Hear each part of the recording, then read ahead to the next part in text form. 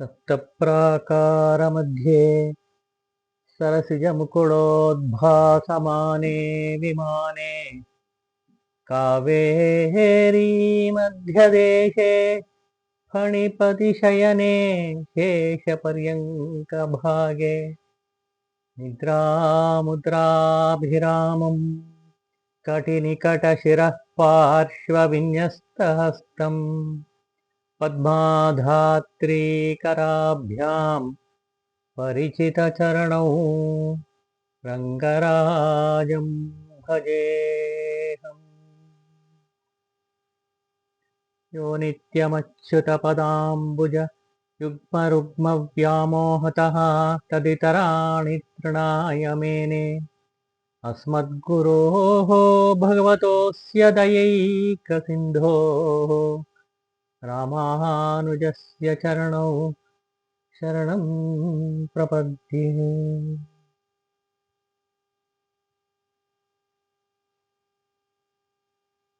ಜಗನ್ಮಾತಾ ಪಿತೃಗಳ ಪವಿತ್ರವೂ ಮಂಗಳವೂ ಆದ ಪಾದಾರವಿಂದಗಳಿಗೆ ಸಾಷ್ಟಾಂಗ ಪ್ರಣಾಮಗಳು. ಅಂತೆಯೇ ಭಗವದ್ಭಕ್ತ ಸಮೂಹಕ್ಕೂ ಕೂಡ ನಮಿಸಿ ಇಂದಿನ ಒಂದು ಪಾಠವನ್ನ ಮುಂದುವರಿಸೋಣ. ಹಿಂದಿನ ವಾರ ಕೊನೆಯಲ್ಲಿ ಹೇಳುವಾಗ ಇವತ್ತು ಭಗವದ್ ರಾಮಾನುಜರ ವಿಷಯಕವಾದ ಪಾಠದ ಒಂದು ಮಂಗಳವನ್ನ ಮಾಡೋಣ ಅಂತ ಹೇಳ್ತಾ ಇದ್ದೆ. ಆದರೆ ಯಾಕೋ ಅದು ಹಾಗೆ ಮನಸ್ಸು ಬರಲಿಲ್ಲ. ಇನ್ನು ಕೆಲವು ಭಕ್ತರು, ರಾಮಾನುಜ ಶಿಷ್ಯರು, ಅವರ ಕೆಲವು ಘಟನೆಗಳನ್ನ ಜ್ಞಾಪಿಸ್ಕೋಬೇಕು ಅಂತ ಅನಿಸ್ತು. ತುಂಬಾ ಚೆನ್ನಾಗಿದೆ, ಅದನ್ನ ಬಿಡಕ್ ಮನಸ್ಸು ಬರಲಿಲ್ಲ. ಹಾಗಾಗಿ ಆ ಒಂದು ಕೆಲವು ಕಥೆಗಳನ್ನ ಇವತ್ತು ಜ್ಞಾಪಿಸ್ಕೊಳ್ಳೋಣ ಅಂತ ಅನಿಸ್ತು. ಒಂದು ವಾರ ಮುಂದೆ ಹೋಗುತ್ತೆ, ಹೋದ್ರೂ ಪರವಾಗಿಲ್ವೇನೋ ಅಂತ ಅನಿಸ್ತು. ಅದಕ್ಕೋಸ್ಕರ ಹಾಗೆ ಮಾಡ್ಕೋತಾ ಇದ್ದೀನಿ. ಕೆಲವು ಭಕ್ತರು ಅಂತ ಹೇಳಿದಾಗ ಕೆಲವರ ಪರಿಚಯ ಇದೆ ಸಾಮಾನ್ಯವಾಗಿ, ಇನ್ ಕೆಲವರು ಪರಿಚಯ ಇಲ್ಲದೆ ಇರೋರು, ಅವ್ರ ಬಗ್ಗೆನೂ ಕೂಡ ಹೇಳೋ ಅಂತ ವಿಷಯ ಇದೆ. ಅದರಲ್ಲಿ ಒಬ್ರು ತೊಂಡಿಯಾರ್ ಕೊಂಡಿ ಎಂಬುದಾಗಿ ಒಂದು ಹೆಸರು. ಒಬ್ಬ ಆಕೆ ತೊಂಡಿಯಾರ್ ಅಂತ ಹೇಳಿದ್ರೆ, ತೊಂಡ ಅಂತ ಹೇಳಿದ್ರೆ ತಮಿಳಲ್ಲಿ ಸೇವಕ, ದಾಸ ಅನ್ನೋ ಅರ್ಥದಲ್ಲಿ ಭಗವಂತನ ಒಂದು ಕೈಂಕರ್ಯವನ್ನ ಮಾಡ್ತಾ ಇರೋವನು ಅವನು ತೊಂಡನ್ ಅಂತ ಹೇಳ್ತಾರೆ. ಹಾಗೆ ತೊಂಡಿ ಅಂತ ಹೇಳಿದ್ರೆ ಸ್ತ್ರೀಲಿಂಗ. ತೊಂಡಿಯಾರ್ ಕೊಂಡಿ ಅಂತ ಹೇಳಿ ಒಬ್ಳು. ಅವಳು ತುಂಬಾ ಅತ್ಯಂತ ಮುಗ್ಧಳು, ಭಕ್ತೆ. ಮುಗ್ಧತೆ ಅಂತ ಹೇಳಿದ್ರೆ ಅತ್ಯಂತ ಮುಗ್ಧತೆ ಅವಳದು ಭಕ್ತೆ. ಜಾತಿ ದೃಷ್ಟಿಯಿಂದ ಕುರುಬರ ಜಾತಿಗೆ ಸೇರಿದವಳು ಅವಳು. ಹಾಗೆ ವೃತ್ತಿ ದೃಷ್ಟಿಯಿಂದ ಹಾಲು, ಮೊಸರು, ಮಜ್ಜಿಗೆ ಇವುಗಳೆಲ್ಲ ಮಾರಾಟ ಮಾಡೋವಳು ಅಂಥವಳು ಭಕ್ತೆ. ಅದರಲ್ಲಿ ವಿಶೇಷವಾಗಿ ಅವಳು ಎಲ್ಲಿ ಕೆಲಸ ಮಾಡ್ತಿದ್ಲು ಅಂತ ಹೇಳಿದ್ರೆ, ತಿರುಪತಿಯಿಂದ ತಿರುಮಲೆಗೆ ಬೆಟ್ಟದ ಮೇಲೆ ಹತ್ತಿಕೊಂಡು ಹೋಗ್ತಾರಲ್ಲ ಯಾತ್ರಿಕರು, ಅವರಿಗೆ ಇದನ್ನ ಮಾರೋದು. ಅಂದ್ರೆ ಚಳಿಗಾಲದಲ್ಲಿ ಹಾಲನ್ನು ಮಾರ್ತಾಳೆ. ಆಮೇಲೆ ಬೇಸಿಗೆಯಲ್ಲಿ ತುಂಬಾ ಬಡಲಿ ಬರ್ತಾರೆ. ಅವಾಗೆಲ್ಲ ಬೆಟ್ಟ ಹತ್ತಿತಾನೆ ಹೋಗ್ಬೇಕು. ಹತ್ತುವಾಗ ಬೇಸಿಗೆ ತುಂಬಾ ಆಯಾಸವಾಗುತ್ತೆ. ಅವ ಮಧ್ಯೆ ಮಧ್ಯೆ ನಿಂತುಕೊಂಡು ಏನಾದ್ರೂ ತಗೊಳ್ಳೋದು, ಆಯಾಸ ಪರಿಹಾರ ಮಾಡ್ಕೊಳ್ಳೋ ಅಂತದ್ದಿರುತ್ತೆ. ಆವಾಗ ಮೊಸರು ಅಥವಾ ಮಜ್ಜಿಗೆಯನ್ನ ಅವಳು ಕೊಟ್ಟು ಮಾರಿ ಅದ್ರಲ್ಲಿ ಬರೋ ದುಡ್ಡಿಂದ ತನ್ನ ಜೀವನವನ್ನು ಮಾಡ್ತಾ ಇದ್ಲು ಅವಳು ಅನ್ನೋದನ್ನ ಕೇಳ್ತೀವಿ. ಅಂತ ಅವಳಿಗೆ ಒಂದು ಸಲ ಪೂಜ್ಯರಾದ ರಾಮಾನುಜರು ಮತ್ತು ಅವರ ಶಿಷ್ಯರೆಲ್ಲ ಬರ್ತಾ ಇದ್ದಾರೆ, ಅಲ್ಲಿ ಹತ್ಕೊಂಡು ಬರ್ತಾ ಇದ್ದಾರೆ. ಅವಾಗ ಮಧ್ಯಾಹ್ನದೊತ್ತು ಬಿಸಿಲು ತಡೆಯಕ್ಕಾಗ್ಲಿಲ್ಲ. ಇವ್ರಿಗೆ ಆಯಾಸ, ಬೆಟ್ಟ ಹತ್ತಿ ಬರೋದು ಆಯಾಸ, ತುಂಬಾ ಸುಸ್ತಾಗ್ಬಿಡ್ತಾರೆ. ಬಾಯಾರಿಕೆ, ನೀರು ಎಲ್ಲೆಲ್ಲಿ ಸುತ್ತಮುತ್ತ ನೋಡ್ತಾರೆ, ನೀರೆಲ್ಲೂ ಸಿಕ್ಕಲ್ಲ. ಹಾಗಾಗಿ ಕಷ್ಟಪಟ್ಕೊಂಡು ಬರ್ತಾರೆ. ಒಂದು ಹಂತಕ್ಕೆ ಬಂದಾಗ ಅವರಿಗೆ ಮುಂದೆ ಹೋಗಕ್ಕಾಗ್ಲಿಲ್ಲ, ಸುಸ್ತಾಗಿ ಅಲ್ಲೇ ಕೂತ್ಕೊಂಡ್ಬಿಡ್ತಾರೆ ಎಲ್ಲ ಶಿಷ್ಯರುಗಳೆಲ್ಲ. ಅಂತ ಪರಿಸ್ಥಿತಿಯಲ್ಲಿ ಇವ್ರು ಕೂತಿರುವಾಗ ಮೇಲಿಂದ ಅವಳು ನೋಡ್ತಿರ್ತಾಳೆ, ಯಾರೋ ತೊಂಡಿಯಾರ್ ಕೊಂಡಿ ನೋಡ್ತಿರ್ತಾಳೆ. ನೋಡ್ಬಿಟ್ಟು, ಓಹೋ ಇವ್ರು ಇಷ್ಟೊಂದು ಜನ ಬಂದಿದ್ದಾರೆ, ಪಾಪ ತುಂಬಾ ಆಯಾಸದಲ್ಲಿದ್ದಾರೆ, ಅವರಿಗೆ ನಾವು ಮಜ್ಜಿಗೆ ನೀರ್ ಮಜ್ಜಿಗೆ ಕೊಡಬಹುದು, ಆಯಾಸ ಪರಿಹಾರಕ್ಕೆ ನೀರು ಮತ್ತು ನೀರ್ ಮಜ್ಜಿಗೆ ಕೊಡಬಹುದು ಅಂತ ಹೇಳಿ ಅವಳು ಅಲ್ಲಿಂದ ಬರ್ತಾಳೆ. ಬಂದು ತುಂಬಾ ಆಯಾಸವಾಗಿದ್ದೇನಪ್ಪ, ನಾನು ಕೊಡ್ತೀನಿ, ನಂತರ ಇದೆ ಅಂತ ಹೇಳಿ ಕೊಡ್ತಾಳೆ. ಪಾಪ ಎಲ್ಲರಿಗೂ ಕೊಡ್ತಾಳೆ. ಕೊಟ್ಟಾಗ ಅವಳಿಗೆ ಒಂದು ಖುಷಿ, ಇಷ್ಟು ಜನ ಮಾತಾಡ ಒಳ್ಳೆ ಬಿಸ್ನೆಸ್ ಆಗತ್ತೆ ಅನ್ನೋದು ಒಂದ್ ಕಡೆ ಮನಸ್ಸಲ್ಲೂ ಇದೆ. ಹಾಗೂ ಬರ್ತಾಳೆ. ಬಂದು ಎಲ್ಲರಿಗೂ ಕೊಡ್ತಾಳೆ. ಕೊಟ್ಟಾಗ ಅವ್ರಿಗೆಲ್ಲ ಆಯಾಸ ಪರಿಹಾರ, ತುಂಬಾ ಸಂತೋಷವಾಗುತ್ತೆ ಅವ್ರಿಗೆಲ್ಲ. ಅವಾಗ ಕೇಳ್ತಾಳೆ, ನೀವು ಇಷ್ಟೊಂದು ಜನ ಬಂದಿದ್ದೀರಲ್ಲ, ನೀವು ನೋಡಿದ್ರೆ ಒಂಥರ ಸಾತ್ವಿಕರಾಗಿ ಕಾಣಿಸ್ತಾ ಇದ್ದೀರಾ, ನೀವು ಎಲ್ಲಿಂದ ಬಂದಿದ್ದೀರಾ ಅಂತ ಕೇಳ್ತಾಳೆ. ಅದಕ್ಕೆ ಅವರು, ನಾವು ಶ್ರೀರಂಗದಿಂದ ಬಂದಿದ್ದೀವಿ ಅಂತ. ಓ, ಶ್ರೀರಂಗನ, ಹಾಗಾದ್ರೆ ಅಲ್ಲಿ ಆಚಾರ್ಯರು ಗುರುಗಳು ಚೆನ್ನಾಗಿದ್ದಾರಾ ಅಂತ ಕೇಳ್ತಾರೆ. ಅವರು, ಯಾವ ಗುರುಗಳ ಬಗ್ಗೆ ಕೇಳ್ತೀರಾ ನೀವು ಅಂತ ಕೇಳ್ತಾರೆ. ಅದಕ್ಕೆ, ಏನು ಗುರುಗಳು ಯಾರು ಅಂತ ಕೇಳ್ತೀರಾ ಶ್ರೀರಂಗದಲ್ಲಿ? ಅದೇ ಅವತ್ತು ಒಂದು ದಿವಸ ಓಂ ನಮೋ ನಾರಾಯಣಾಯ ಅಂತ ಮಂತ್ರ ಎಲ್ಲ ಹೇಳ್ಕೊಟ್ರಲ್ಲ, ಒಂದು ದೇವಸ್ಥಾನದ ಮೇಲ್ಗಡೆ ನಿಂತ್ಕೊಂಡು ಹೇಳದಲ್ಲ, ನೂರಾರು ಜನ ಎಲ್ಲ ಕೇಳಿ ಅಷ್ಟು ಜನಕ್ಕೂ ಉಪದೇಶ ಮಾಡಿದ್ರಲ್ಲ, ಆ ಆಚಾರ್ಯರು, ಆ ಗುರುಗಳು ಅಂತ ಹೇಳ್ತಾರೆ. ಅವಾಗ ನಾನು ಇದ್ದೆ ಅದರಲ್ಲಿ, ಅಲ್ಲ ನನ್ನ ಗುರುಗಳವರು ಅಂತ ಹೇಳಿ ಹೇಳ್ತಾಳೆ. ತುಂಬಾ ಖುಷಿ ಆಗ್ಬಿಡುತ್ತೆ ಅವಳಿಗೆ ಅಂತ ಹೇಳ್ತಾಳೆ. ಆದ್ರೆ ಅದು ಅವ್ರನ್ನ ಮತ್ತೆ ನೋಡ್ಬೇಕು ಅಂತ ತುಂಬಾ ಆಸೆ ಪಡ್ತಾ ಇದ್ದೀನಿ ನಾನು. ಒಂದ್ ದಿವ್ಸ ನೋಡಕ್ ಆಗಿಲ್ಲ ಅವ್ರನ್ನ.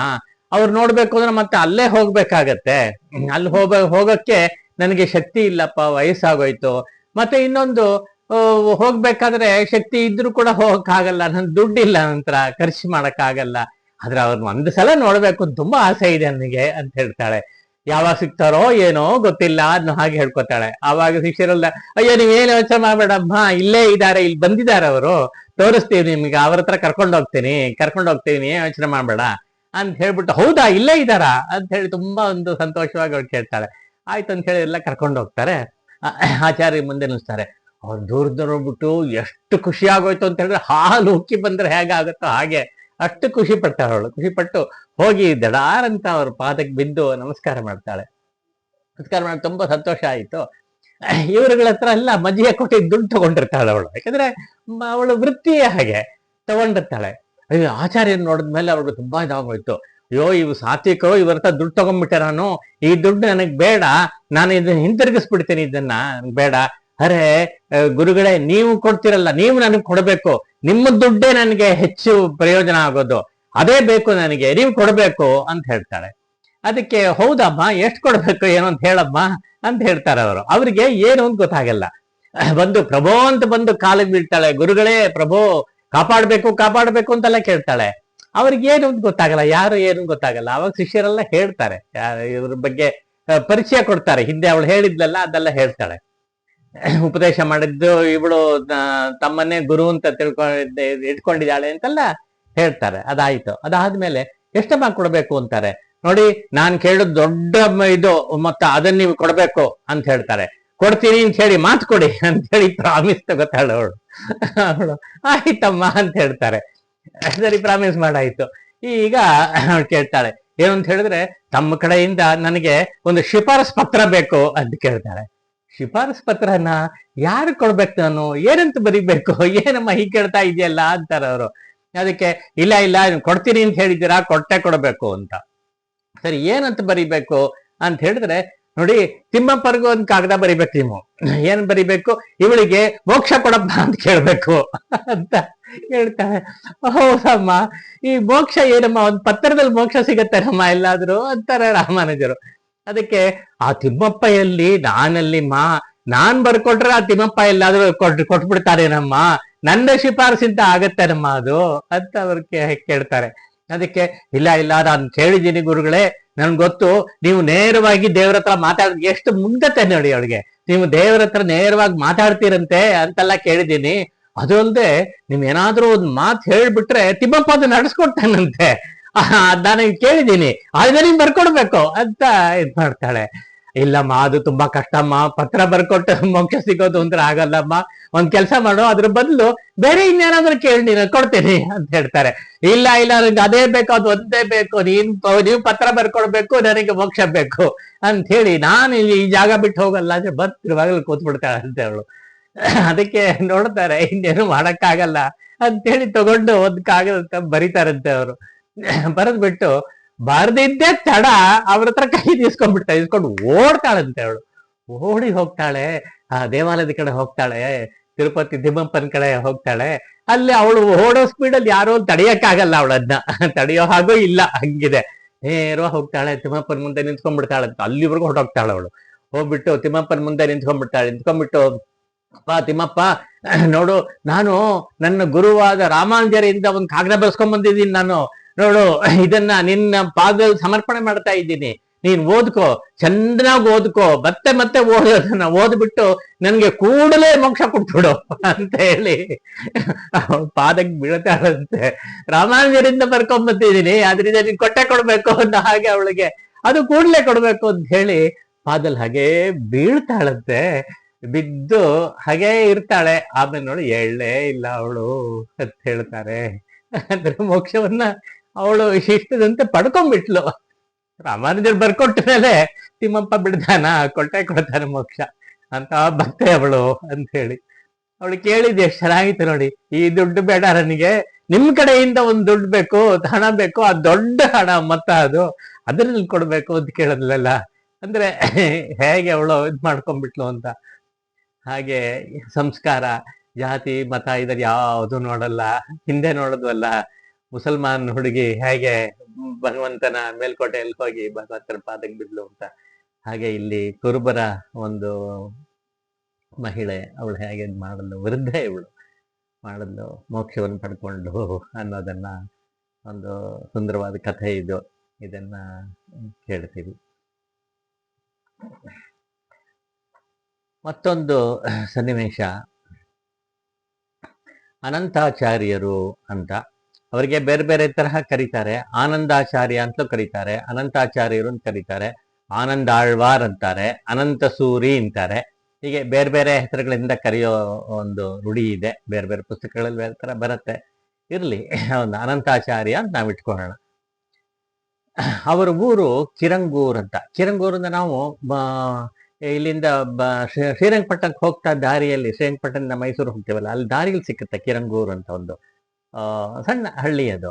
ಆ ಊರಿಗೆ ಸೇರಿದವರು ಅವರು. ಅವರು ರಾಮಾನುಜರ ಶಿಷ್ಯರಾಗಿರ್ತಾರೆ. ಶಿಷ್ಯರಾಗಿದ್ದು ಅವ್ರ ಹತ್ರ ಕಾಲಕ್ಷೇಪ ಎಲ್ಲ ಮಾಡಿಸ್ಕೊತಾ ಇರ್ತಾರೆ, ವಿಷಯಗಳೆಲ್ಲ ಕೇಳ್ತಾರೆ, ಮಾಡ್ತಾರೆ.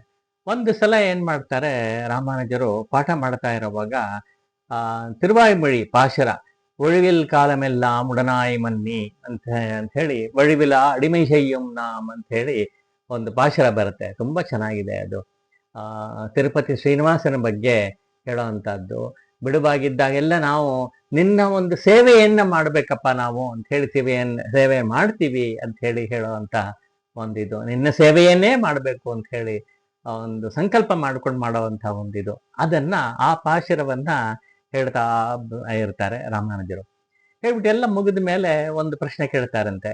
ಹೀಗೆ ಇರೋದ್ರಿಂದ ಇಂಥ ಒಂದು ತಿರುಪತಿ ಕ್ಷೇತ್ರಕ್ಕೆ ಯಾರು ಹೋಗ್ತೀರಾ ಅಂತ ಕೇಳ್ತಾರಂತೆ. ಅಂದ್ರೆ ತಿರುಪತಿಯಲ್ಲಿ ಇದ್ದುಕೊಂಡು ಜೀವನ ಮಾಡಿದ್ರೆ ಅವ್ರಿಗೆ ವೈಕುಂಠದಲ್ಲಿ ಜೀವನ ಮಾಡಿದಾಗ ಹೇಗೋ ಹಾಗೆ ಆಗತ್ತೆ, ಆ ಅನುಭವ ಉಂಟಾಗತ್ತೆ ಅಂತ ಹೇಳ್ತಾರೆ. ಮತ್ತು ಈ ದೇಹ ತ್ಯಾಗ ಆದ್ಮೇಲೆ ವೈಕುಂಠದಲ್ಲೇ ಹೋಗಿ ಪರಂಪದಲ್ಲಿ ಭಗವಂತನ ಒಂದು ಪಾದಾರವಿಂದದಲ್ಲಿ ಸೇರ್ಕೋತಾನೆ ಅಂತ ಹೇಳಿ ಹೇಳ್ತಾರೆ. ಅಂಥ ಒಂದು ಸೇವೆ, ಅಂಥ ಒಂದು ಸೇವೆಯನ್ನ ಯಾರು ಮಾಡಕ್ ತಯಾರಿದ್ದೀರಾ? ಅಲ್ಲಿ ಹೋಗ್ಬಿಟ್ಟು ಒಂದು ಹೂ ತೋಟ ಮಾಡಬೇಕು, ನಿರ್ಮಿಸಿ ಅಲ್ಲಿ ಪುಷ್ಪ ಮಾಲೆಯನ್ನ ಮಾಡಿ, ರಚನೆ ಮಾಡಿ, ಅದನ್ನು ಭಗವಂತನ ಕೊರಳಿಗೆ ಹಾಕೋ ಹಾಗೆ ಪ್ರತಿನಿತ್ಯವೂ ಕೂಡ ಈ ಸೇವೆ ಮಾಡಬೇಕು. ಒಂದು ಪುಷ್ಪಗಳನ್ನ ಮತ್ತು ತುಳಸಿವನ್ನ ಒಂದು ಮಾಡಿ, ತುಳಸಿ ಹಾರವನ್ನು ಮಾಡಿ ಭಗವಂತ ಸಮರ್ಪಣೆ ಮಾಡೋ ಹಾಗಾಗಬೇಕು. ಯಾರು ಮಾಡ್ತೀರಾ ಅಂತ ಕೇಳ್ತಾರಂತೆ. ತಕ್ಷಣವಾರ ಅನಂತಾಳ್ವಾರು ತಕ್ಷಣ ಎದ್ದು ನಿಂತ್ಕೊಂಡು, ಗುರುಗಳ ಅಪ್ಪಣೆ ಆದ್ರೆ ಖಂಡಿತ ನಾನ್ ಮಾಡಕ್ ಸಿದ್ಧವಾಗಿದ್ದೀನಿ ಅಂತ ಹೇಳಿ ಹೇಳ್ತಾರಂತೆ. ಅಂದ್ರೆ ಅಲ್ಲೇ ಹೋಗಿ ಅಲ್ಲೇ ವಾಸವಾಗಿರ್ಬೇಕು, ಅದಕ್ಕೆ ಸಿದ್ಧವಾಗಿದ್ದೀನಿ ನಾನು ಅಂತ ಹೇಳ್ತಾರೆ. ಅಂದ್ರೆ ತಿರುಮಲೆಯಲ್ಲಿ ವಾಸ ಮಾಡೋದ್ರ ಖುಷಿ ತಾನೆ, ಸಂತೋಷ ತಾನೆ, ಮಾಡ್ತೀನಿ ಅಂತ ಹೇಳ್ತಾರಂತೆ. ಸರಿ ಆಗ್ಲಿಪ್ಪ, ಹೋಗಿ ಬನ್ನಿ ಅಂತ ಹೇಳಿ ಇವರು ಆಶೀರ್ವಾದ ಮಾಡ್ತಾರೆ. ಇವರು ತಮ್ಮ ಕುಟುಂಬ ಸಮೇತವಾಗಿ ಪತ್ನಿಯನ್ನ ಕರ್ಕೊಂಡು ಅಲ್ಲಿ ಹೋಗ್ತಾರೆ. ಅಲ್ಲಿ ಹೋಗ್ಬಿಟ್ಟು ಇವರೇ ಸ್ವಂತ ಮಾಡ್ತಾರೆ. ಆ ಒಂದು ಹೂತೋಟವನ್ನ ನಿರ್ಮಾಣ ಮಾಡ್ತಾರೆ. ತೋಟ ನಿರ್ಮಾಣ ಮಾಡಕ್ಕೆ ಏನ್ ಬೇಕೋ ಎಲ್ಲ ಕೆಲಸಗಳು, ಸಲಕರಣೆಗಳೆಲ್ಲ ತಗೊಂಡು ಹೋಗ್ತಾರೆ. ಇವರು ತಗೊಂಡು ಹೋಗಿ ಅಲ್ಲೆಲ್ಲ ಮಾಡ್ತಾರೆ. ಮಾಡಿ ಪುಷ್ಪಗಳೆಲ್ಲ ಚೆನ್ನಾಗಿ ಬೆಳೆಸ್ತಾರೆ.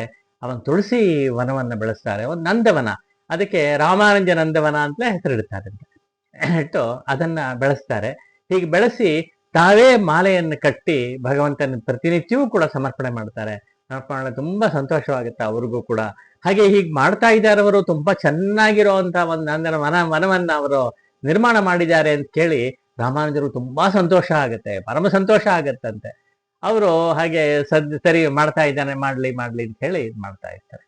ಮಾಡ್ತಾ ಇರೋ ಸಂದರ್ಭದಲ್ಲಿ ಒಂದು ಸಂದರ್ಭದಲ್ಲಿ ಏನಾಗುತ್ತೆ, ಮಳೆ ಬರಲಿಲ್ಲ, ಬರಗಾಲ ಆಗ್ಬಿಡುತ್ತೆ. ಹಾಗಾಗಿ ನೀರಿಲ್ಲ. ನೀರಿಲ್ದೆ ಇದ್ದಾಗ ಹೂ ತೋಟ ಬೆಳೆಸೋದು ಹೇಗೆ ಅಂತ ಹೂಗಳಿಲ್ಲ, ಪುಷ್ಪಗಳಿಲ್ಲ, ಪುಷ್ಪಗಳಿಲ್ದೇ ಭಗವಂತನ ಮಾಲೆ ಇರಲ್ಲ, ಹೀಗಾಗ್ಬಿಡುತ್ತೆ. ಅಯ್ಯೋ ಹೀಗಾಯ್ತಲ್ಲ, ಏನ್ ಮಾಡೋದು ಅಂತ ಹೇಳಿ ಯೋಚನೆ ಮಾಡಿ ಅವ್ರೇನ್ ಮಾಡ್ತಾರೆ ಅಂತಾಚಾರ್ಯರು, ಒಂದ್ ಕೆಲಸ ಮಾಡೋಣ, ಒಂದು ಕೊಳ ತೋಡ್ಬಿಡೋಣ ಅಂತ ಹೇಳಿ ತೀರ್ಮಾನ ಮಾಡ್ತಾರೆ. ಕೊಳ ತೋಡ್ಬಿಟ್ರೆ ಆಮೇಲೆ ನೀರು, ಮಳೆಗಾಲದಲ್ಲಿ ನೀರು ತುಂಬಿಕೊಳ್ಳುತ್ತೆ, ಆಮೇಲೆ ಯಾವತ್ತೂ ಕೂಡ ನೀರು ಇರುತ್ತೆ, ಈ ತೋಟ ಬೆಳೆಸೋದ್ರಲ್ಲಿ ಏನು ತೊಂದರೆ ಆಗಲ್ಲ ಅಂತ ಹೇಳಿ ಒಂದು ತೀರ್ಮಾನ ಮಾಡ್ತಾರೆ. ಅದಕ್ಕೋಸ್ಕರ ಒಂದು ಗುದ್ದಲಿ ಎಲ್ಲ ತಗೊಂಡು ತಾವೇ ಅಗಿಯಕ್ಕೆ ಶುರು ಮಾಡ್ತಾರೆ. ಒಂದು ಪ್ರದೇಶ, ಅದಕ್ಕೆ ಸರಿಯಾಗಿ ದೊಡ್ಡ ಪ್ರದೇಶ, ಅದ್ರಲ್ಲಿ ಒಂದು ಪುಷ್ಕರಣಿ ತರ, ಕೊಳದ ತರಹ ಮಾಡಬೇಕು ಅಂತ ಹೇಳಿ ಒಂದು ಮಾಡ್ಬಿಡ್ತಾರೆ. ಮಾಡಿ ಅಗಿತಾ ಇರ್ತಾರೆ. ಹಾಗೆ ಅಂದ್ರೆ ಇವರು ಇನ್ಯಾರನ್ನು ಸೇರಿಸ್ಕೊಳಲ್ಲ. ಇವ್ರಿಗೇನಂದ್ರೆ ಆಜ್ಞೆ ಆಗಿರೋದು ಆಚಾರ್ಯರಿಂದ ತಮಗೆ, ತಮ್ಮ ಕುಟುಂಬಕ್ಕೆ, ಅದನ್ನ ನಾವೇ ಮಾಡ್ಬೇಕು, ತಾನು ತನ್ನ ಹೆಂಡತಿ ಇಬ್ಬರೇ ಮಾಡ್ಬೇಕು ಅಂತ ಹೇಳಿ ಒಂದು ಇದರಿಂದ ಗುದ್ರಿ ತಗೊಂಡು ಇವ್ರು ಅಗಿಯೋದು, ಮಣ್ಣು ತೆಗೆಯೋದು, ಹಾಕಿದ್ರೆ ಮಕರಿಲಿ ಹಾಕಿದ್ರೆ ಅವಳು ಪತ್ನಿ ಆದವಳು ತಗೊಂಡೋಗಿ ಹಾಕ್ತಾಳೆ ಅಂತ. ಆದ್ರೆ ಆ ಕಾಲ ಹೇಗಿರುತ್ತೆ ಅಂತ ಹೇಳಿದ್ರೆ, ಪತ್ನಿ ಗರ್ಭಿಣಿ ಆಗಿರ್ತಾಳೆ. ಗರ್ಭಿಣಿ ಅಂದ್ರೆ ತುಂಬ ಗರ್ಭಿಣಿ, ಅದರಿಂದ ಅಷ್ಟು ಭಾರ ಹೊತ್ಕೊಂಡು ಹೋಗಿ ಹಾಕಕ್ಕೆಲ್ಲ ಆಗಲ್ಲ. ಆದ್ರೆ ಮಾಡ್ಲೇಬೇಕು, ವಿಧಿ ಇಲ್ಲ. ಅವ್ರು ಶುರು ಮಾಡ್ಬಿಡ್ತಾರೆ ಕೆಲಸ, ಅವ್ರು ಅಗಿಯೋ ಕೆಲಸ ಮಾಡ್ತಾರೆ, ಇವ್ರು ತೆಗಿಬೇಕು, ತೆಗೆದು ಹಾಕ್ಬೇಕು ಇಂದ ಕಷ್ಟಪಟ್ಟು ತಗೊಂಡು ಹೋಗ್ತಿರ್ತಾಳೆ, ಇದ್ ಮಾಡ್ತಿರ್ತಾಳೆ. ಅಷ್ಟರೊಳಗೆ ಏನಾಗುತ್ತೆ, ಅಲ್ಲಿ ಒಬ್ಬ ಬ್ರಹ್ಮಚಾರಿ ಹುಡುಗ ಬರ್ತಾನೆ. ಹುಡುಗ ಬಂದು, ಅಮ್ಮ ಯಾತಕ್ಕೆ ನೀವು ಕಷ್ಟಪಡ್ತಾರೆ, ನಾನ್ ತಗೊಂಡೋಗಿ ಹಾಕ್ತೀನಿ, ನೀವು ತುಂಬಿಸಿ ಸಾಕು, ನಾನು ತಗೊಂಡೋಗಿ ಹಾಕ್ತೀನಿ, ಅಲ್ಲಿ ಎಲ್ಲಿ ಹಾಕ್ಬೇಕು ಅಂತ ಹೇಳಿ ಎಲ್ಲ ಕೇಳ್ಕೊಂಡು ಹಾಕ್ತೀನಿ ಅಂತ ಹೇಳಿ ಅವನು ಮಾಡಕ್ ಶುರು ಮಾಡ್ತಾನೆ. ಮಾಡ್ತಾ ಇರುವಾಗ ಅವನೊಂಥರ ಸಹಾಯ ಮಾಡ್ತಿದ್ದಾನೆ ಇವ್ರಿಗೆ. ಮಾಡ್ತಾ ಇರುವಾಗ ಇವ್ರು ನೋಡ್ಬಿಟ್ಟು, ಹೇ ನೀನ್ ಯಾಕೆ ಬಂದೆ ಇಲ್ಲಿ, ನೀನ್ ಯಾರಿಗೆ ಹೇಳಿದ್ದು ಈ ಕೆಲಸ ಮಾಡೋದಕ್ಕೆ, ನಮಗೆ ಆಚಾರ್ಯ ಹೇಳ್ತಾರೆ, ನಾವು ಮಾಡ್ಬೇಕಾದ ಕೆಲಸ ಇದು, ಇನ್ಯಾರು ಸಹಾಯ ಬೇಡ, ಹೋಗು ಅಂತ ಹೇಳಿ ಓಡಿಸ್ತಾರ ಅವನ್ನ. ಅವನೇನ್ ಮಾಡಿದ್ನ ಸರಿ ಅಂತ ಓಡ್ತಾನೆ. ಅವ್ನು ಓಡ, ಇವ್ರಿಗೆ ಬಿಡಲ್ಲ, ಇವ್ರ ಕೋಪ ಅವನ ಹಿಂದೆ ಅಟ್ಟಿಸ್ಕೊಂಡು ಹೋಗ್ತಾರೆ. ಅಟ್ಟಿಸ್ಕೊಂಡು ಹೋಗ್ಬಿಟ್ಟು ಅವನ್ ಸಿಗಲ್ಲ, ಅವ್ನ ಹುಡುಗ ಅದ್ರ ಬೇಗ ಓಡ್ಬಿಡ್ತಾನೆ. ಇವ್ರು ಅಟ್ಟಿಸ್ಕೊಂಡು ಹೋಗಿ ಕೊನೆಗೆ ಏನ್ ಮಾಡ್ತಾ ಇವ್ರು ಕೋಪ ಬಂದ್ಬಿಡುತ್ತೆ. ಯಾತಕ್ ಕೋಪ ಅಂತ ಹೇಳಿದ್ರೆ, ನಮ್ಮ ಕೆಲ್ಸದಲ್ಲಿ ಮಧ್ಯೆ ನೀನ್ ಯಾಕೆ ಪ್ರವೇಶ ಮಾಡಿದೆ, ಹೇಳ್ದೆ ಕೇಳದೆ ಪ್ರವೇಶ ಮಾಡಿದ್ಯಲ್ಲ ಅಂತ ಹೇಳಿ ಕೋಪ ಅಷ್ಟೆ. ಅಂತಾರೆ, ಈ ಕೋಪ ಮಾಡ್ಕೋಬೇಕೋ ಬೇಡವೋ ಗೊತ್ತಿಲ್ಲ ಅವ್ರಿಗೆ, ಆ ಸಮಯದಲ್ಲಿ ಬಂತು, ಇದ್ ಮಾಡಿದ್ರು. ಕೊನೆಗೆ ಏನ್ ಮಾಡಿದ್ರು, ಕೋಪ ಜಾಸ್ತಿಯಾಗಿ ತಮ್ಮ ಕೈಯಲ್ಲಿ ಗುದ್ದಲಿ ಅದನ್ನ ತೆಗೆದು ಎಸ್ ಬಿಡ್ತಾರ ಅವನ ಮೇಲೆ.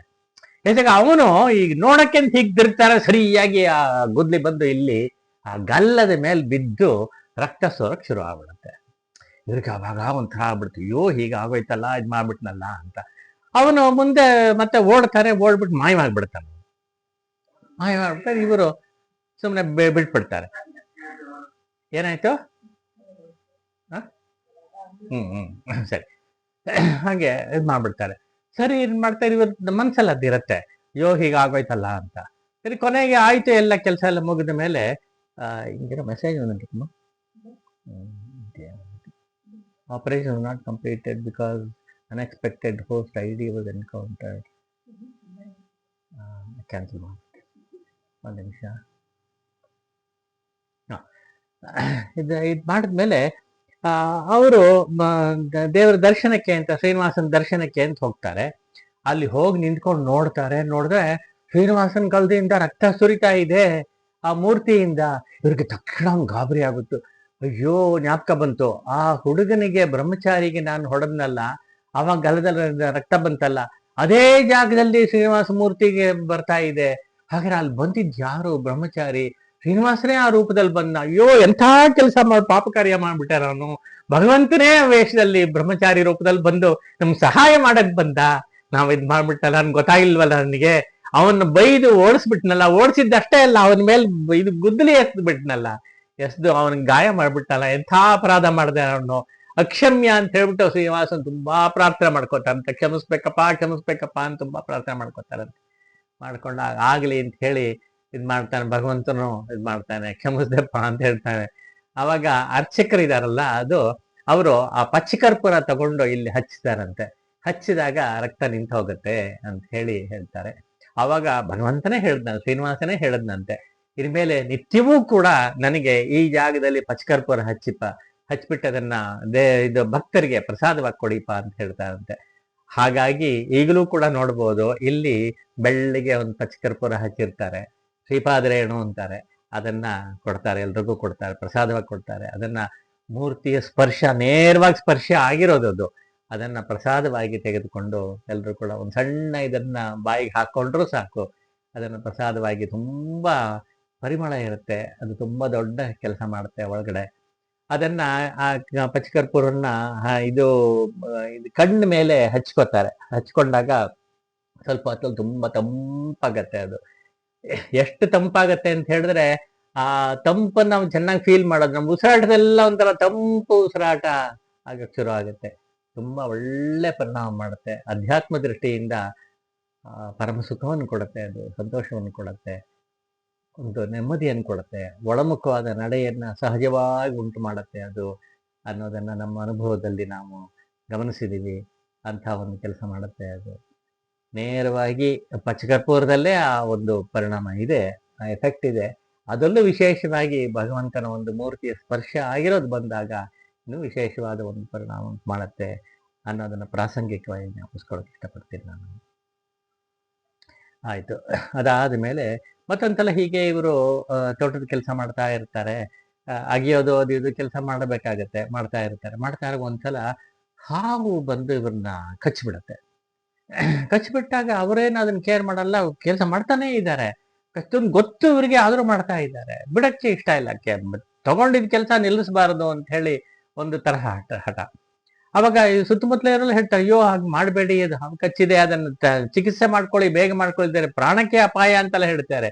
ಏನು, ನಾನ್ ಪಾಯ ತೋಡ್ತಾ ಇದ್ದೀನಿ, ಅದಲ್ಲಿ ಅಪಾಯ ಆದ್ರೆ ಅದನ್ನ ಉಪಾಯವಾಗಿ ಕಾಪಾಡೋನು ಭಗವಂತನೇ ಅಂತ ಹೇಳಿ ಪಾಯ ಅಪಾಯ ಉಪಾಯ ಅಂತ ಹೇಳಿ ಒಂಥರ ಪ್ರಾಸಬದ್ಧವಾಗಿ ಹೇಳ್ತಾರಂತೆ. ಹೇಳ್ಬಿಟ್ಟು ಏನ್ ಮಾಡಿದ್ರು ಅಲ್ಲಾಡ್ಲಿಲ್ಲ ಅವರು. ಅವ್ರ ಪಾಡಿಗೆ ಅವ್ರ ಕೆಲಸ ಮಾಡ್ತಾನೆ ಇದ್ರಂತೆ. ಆದ್ರೆ ಅವ್ರಿಗೆ ಯಾವುದೇ ತರಹ ತೊಂದರೆಯೋ ಆಗ್ಲಿಲ್ಲ ಅಂತ ಹೇಳಿ ಒಂದು ರೆಕಾರ್ಡ್ ಮಾಡ್ತಾರೆ. ಅದನ್ನ ನಾವು ಜ್ಞಾಪಿಸ್ಕೋತೀವಿ ನಾವು ಹಾಗೆ. ಮತ್ತೆ ಇಂದು ಘಟನೆ ಇವ್ರಿಗೆ ಸಂಬಂಧಪಟ್ಟ ಹಾಗೆ ಅದು ಚೆನ್ನಾಗಿದೆ. ಅದನ್ನ ಹೆಂಗೆ ಅರ್ಥ ಮಾಡ್ಕೊಂಡು ನಮ್ಗೆ ಗೊತ್ತಿಲ್ಲ, ಆದ್ರೆ ಇದೆ ವಿಷಯ ಇದೆ. ಏನಪ್ಪಾ ಅಂತ ಹೇಳಿದ್ರೆ, ಒಂದ್ಸಲ ಇವರು ಹೂ ಮಾಲೆ ಕಟ್ತಾ ಇರುವಾಗ ಯಾರೋ ಬಂದು ಹೇಳ್ತಾರಂತೆ, ಶ್ರೀನಿವಾಸ ನಿಮ್ಮನ್ನ ಕರಿತಾ ಇದ್ದಾನೆ. ಶ್ರೀನಿವಾಸ ಅಂತ ಹೇಳಿದ್ರೆ ಭಗವಂತನೇ, ಶ್ರೀನಿವಾಸ ದೇವರೇ ಕರಿತಾ ಇದ್ದಾನೆ, ಒಂದ್ 5 ನಿಮಿಷ ಬಂದು ಹೋಗ್ಬೇಕಂತೆ ಅಂತ ಹೇಳಿ. ಏನ್ ಮಾಡ್ತಾರೆ, ಹೋಗಲ್ಲ ಇವರು. ನಾನು ಭಗವಂತನಿಗೋಸ್ಕರ ಹೂ ಕಟ್ತಾ ಇದ್ದೀನಿ, ಇದು ಮುಗಿಯೋವರೆಗೂ ನಾನು ಹೇಳಲ್ಲ. ಒಂದ್ ಕೆಲಸ ಅಂತ ಕೂತ್ಕೊಂಡು ಶುರು ಮಾಡಿದಾಗ ಮಧ್ಯೆ ಎದ್ದು ಹೋಗ್ಬಾರದು ಅಂತ ಒಂದು ನಿಯಮ ಇರುತ್ತೆ. ಅದನ್ನ ಕಟ್ಟುನಿಟ್ಟಾಗಿ ಪಾಲಿಸೋರು. ಅದರಿಂದ ನಾನು ಬರಲ್ಲ ಅಂತ ಶ್ರೀನಿವಾಸ ದೇವರೇ ಹೇಳಿ ಕಳಿಸ್ತಾ ಇದ್ದಾರೆ ಅಂತ ಹೇಳಿದ್ರು ಹೋಗಲ್ಲ ಇವರು. ಅವನಿಗೋಸ್ಕರ ಮಾಡ್ತಿರೋದಾರೆ, ಮುಗಿಸ್ಬಿಟ್ಟೆ ಬರೋದು ಅಂತ ಹೇಳಿ ಇದ್ ಮಾಡ್ತಾರೆ. ಮುಗಿಸ್ಕೊಂಡು ಆಮೇಲೆ ಹೋಗ್ತಾರೆ. ಹೋದಾಗ ಶ್ರೀನಿವಾಸರಿಗೆ ಕೋಪ ಬಂದ್ಬಿಡ್ತಂತೆ. ಏನಿದ್ದು ಅನಂತಾಚಾರ್ಯ, ನಾನ್ ಹೇಳ್ತಾ ಇದ್ದೀನಿ, ಕರೆದಿದ್ದೀನಿ ಬಾ ಅಂತ, ನೀನ್ ಬರ್ದೆ ಹಾಗೆ ಇದ್ ಮಾಡಿದ್ದೀಯಾ ನೀನು, ಇಷ್ಟೊತ್ತಾದ್ಮೇಲೆ ಬರ್ತೀಯಾ ನೀನು ಅಂತ ಹೇಳಿ, ನಿನಗೆ ಶಿಕ್ಷಾರ್ಹ ನೀನು ಅಂತ ಭಗವಂತ ಹೇಳ್ಬಿಡ್ತಾನಂತೆ. ಇವರಿಗೆ ಒಂಥರ ಏನಿಲ್ಲ, ಕಾಮಾಗಿರ್ತಾರೆ ಇವರು. ಶಿಕ್ಷಣ ಆಯ್ತು ಕೊಡ್ಬೋದು ಅಂತ ಹೇಳಿ ಹೇಳ್ತಾರೆ. ಏನು ಶಿಕ್ಷೆ ಅಂತ ಹೇಳಿದ್ರೆ, ನೀನ್ ಊರ್ ಬಿಟ್ಟು ಹೋಗ್ಬೇಕು ಅಂತ ಹೇಳ್ಬಿಡ್ತಾರಂತೆ ಶ್ರೀನಿವಾಸ.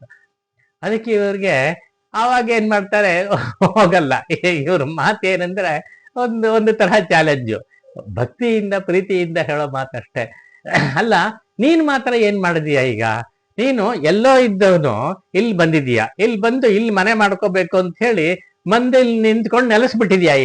ಎಲ್ಲಿ ಆ ವರಾಹ ಸನ್ನಿಧಿಯಲ್ಲೇ, ಆದಿವರಾಹ ಅಂತ ಹೇಳಿದ್ರಲ್ಲ, ವರಾಹ ಸನ್ನಿಧಿಯಲ್ಲೇ ಬಂದು ನಿಂತ್ಕೊಂಡಿದ್ಯಾ ನೀನು ಹೊರಗಡೆಯಿಂದ ಬಂದು ನಿಂತ್ಕೊಂಡಿದ್ಯಾ.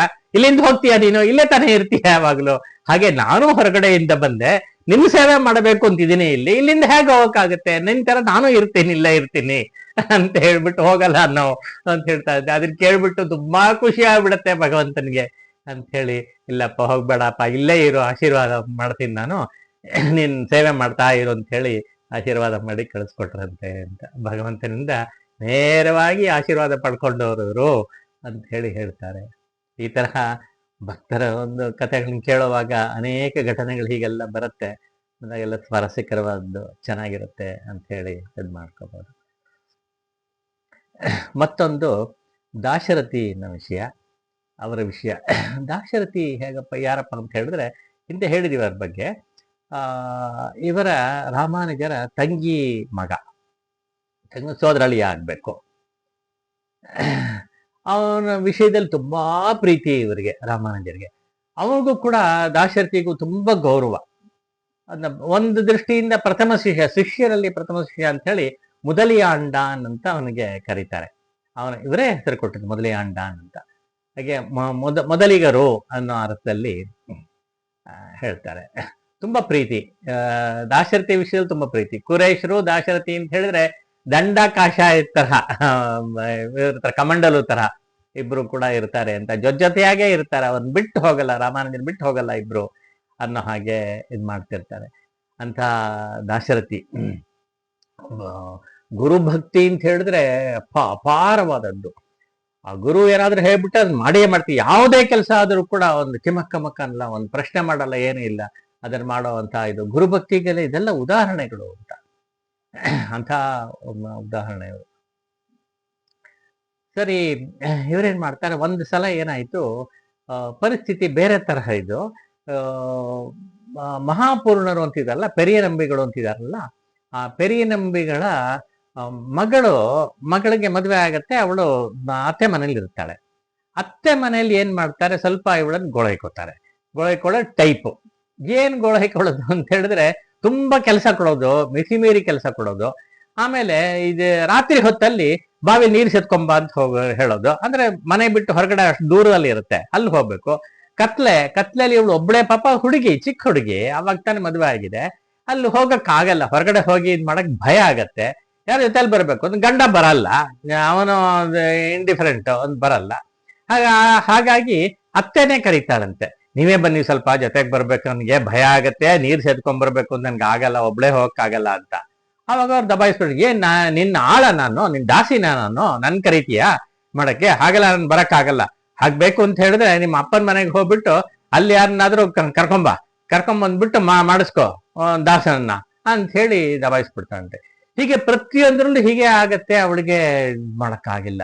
ಅಯ್ಯೋ ಹೀಗ ಆಗತ್ತೆ, ಕಷ್ಟ ಆಗತ್ತೆ, ಸಾಧ್ಯ ಆಗಲ್ಲ ಅಂತ ಹೇಳಿ ಅಲ್ಲಿ ಮನೆ ಬಿಟ್ಟು ಬಂದ್ಬಿಟ್ಟು ತಂದೆ ಮನೆಗೆ ಬಂದ್ಬಿಟ್ಟು ಗೊಳೋ ಅಂತ ಅಳ್ತಾಳೆ ಗಂಡ ಮುಂದೆ, ಅಂದ್ರೆ ಪೆರಿ ನಂಬಿ ಮುಂದೆ ಅಳ್ತಾಳೆ.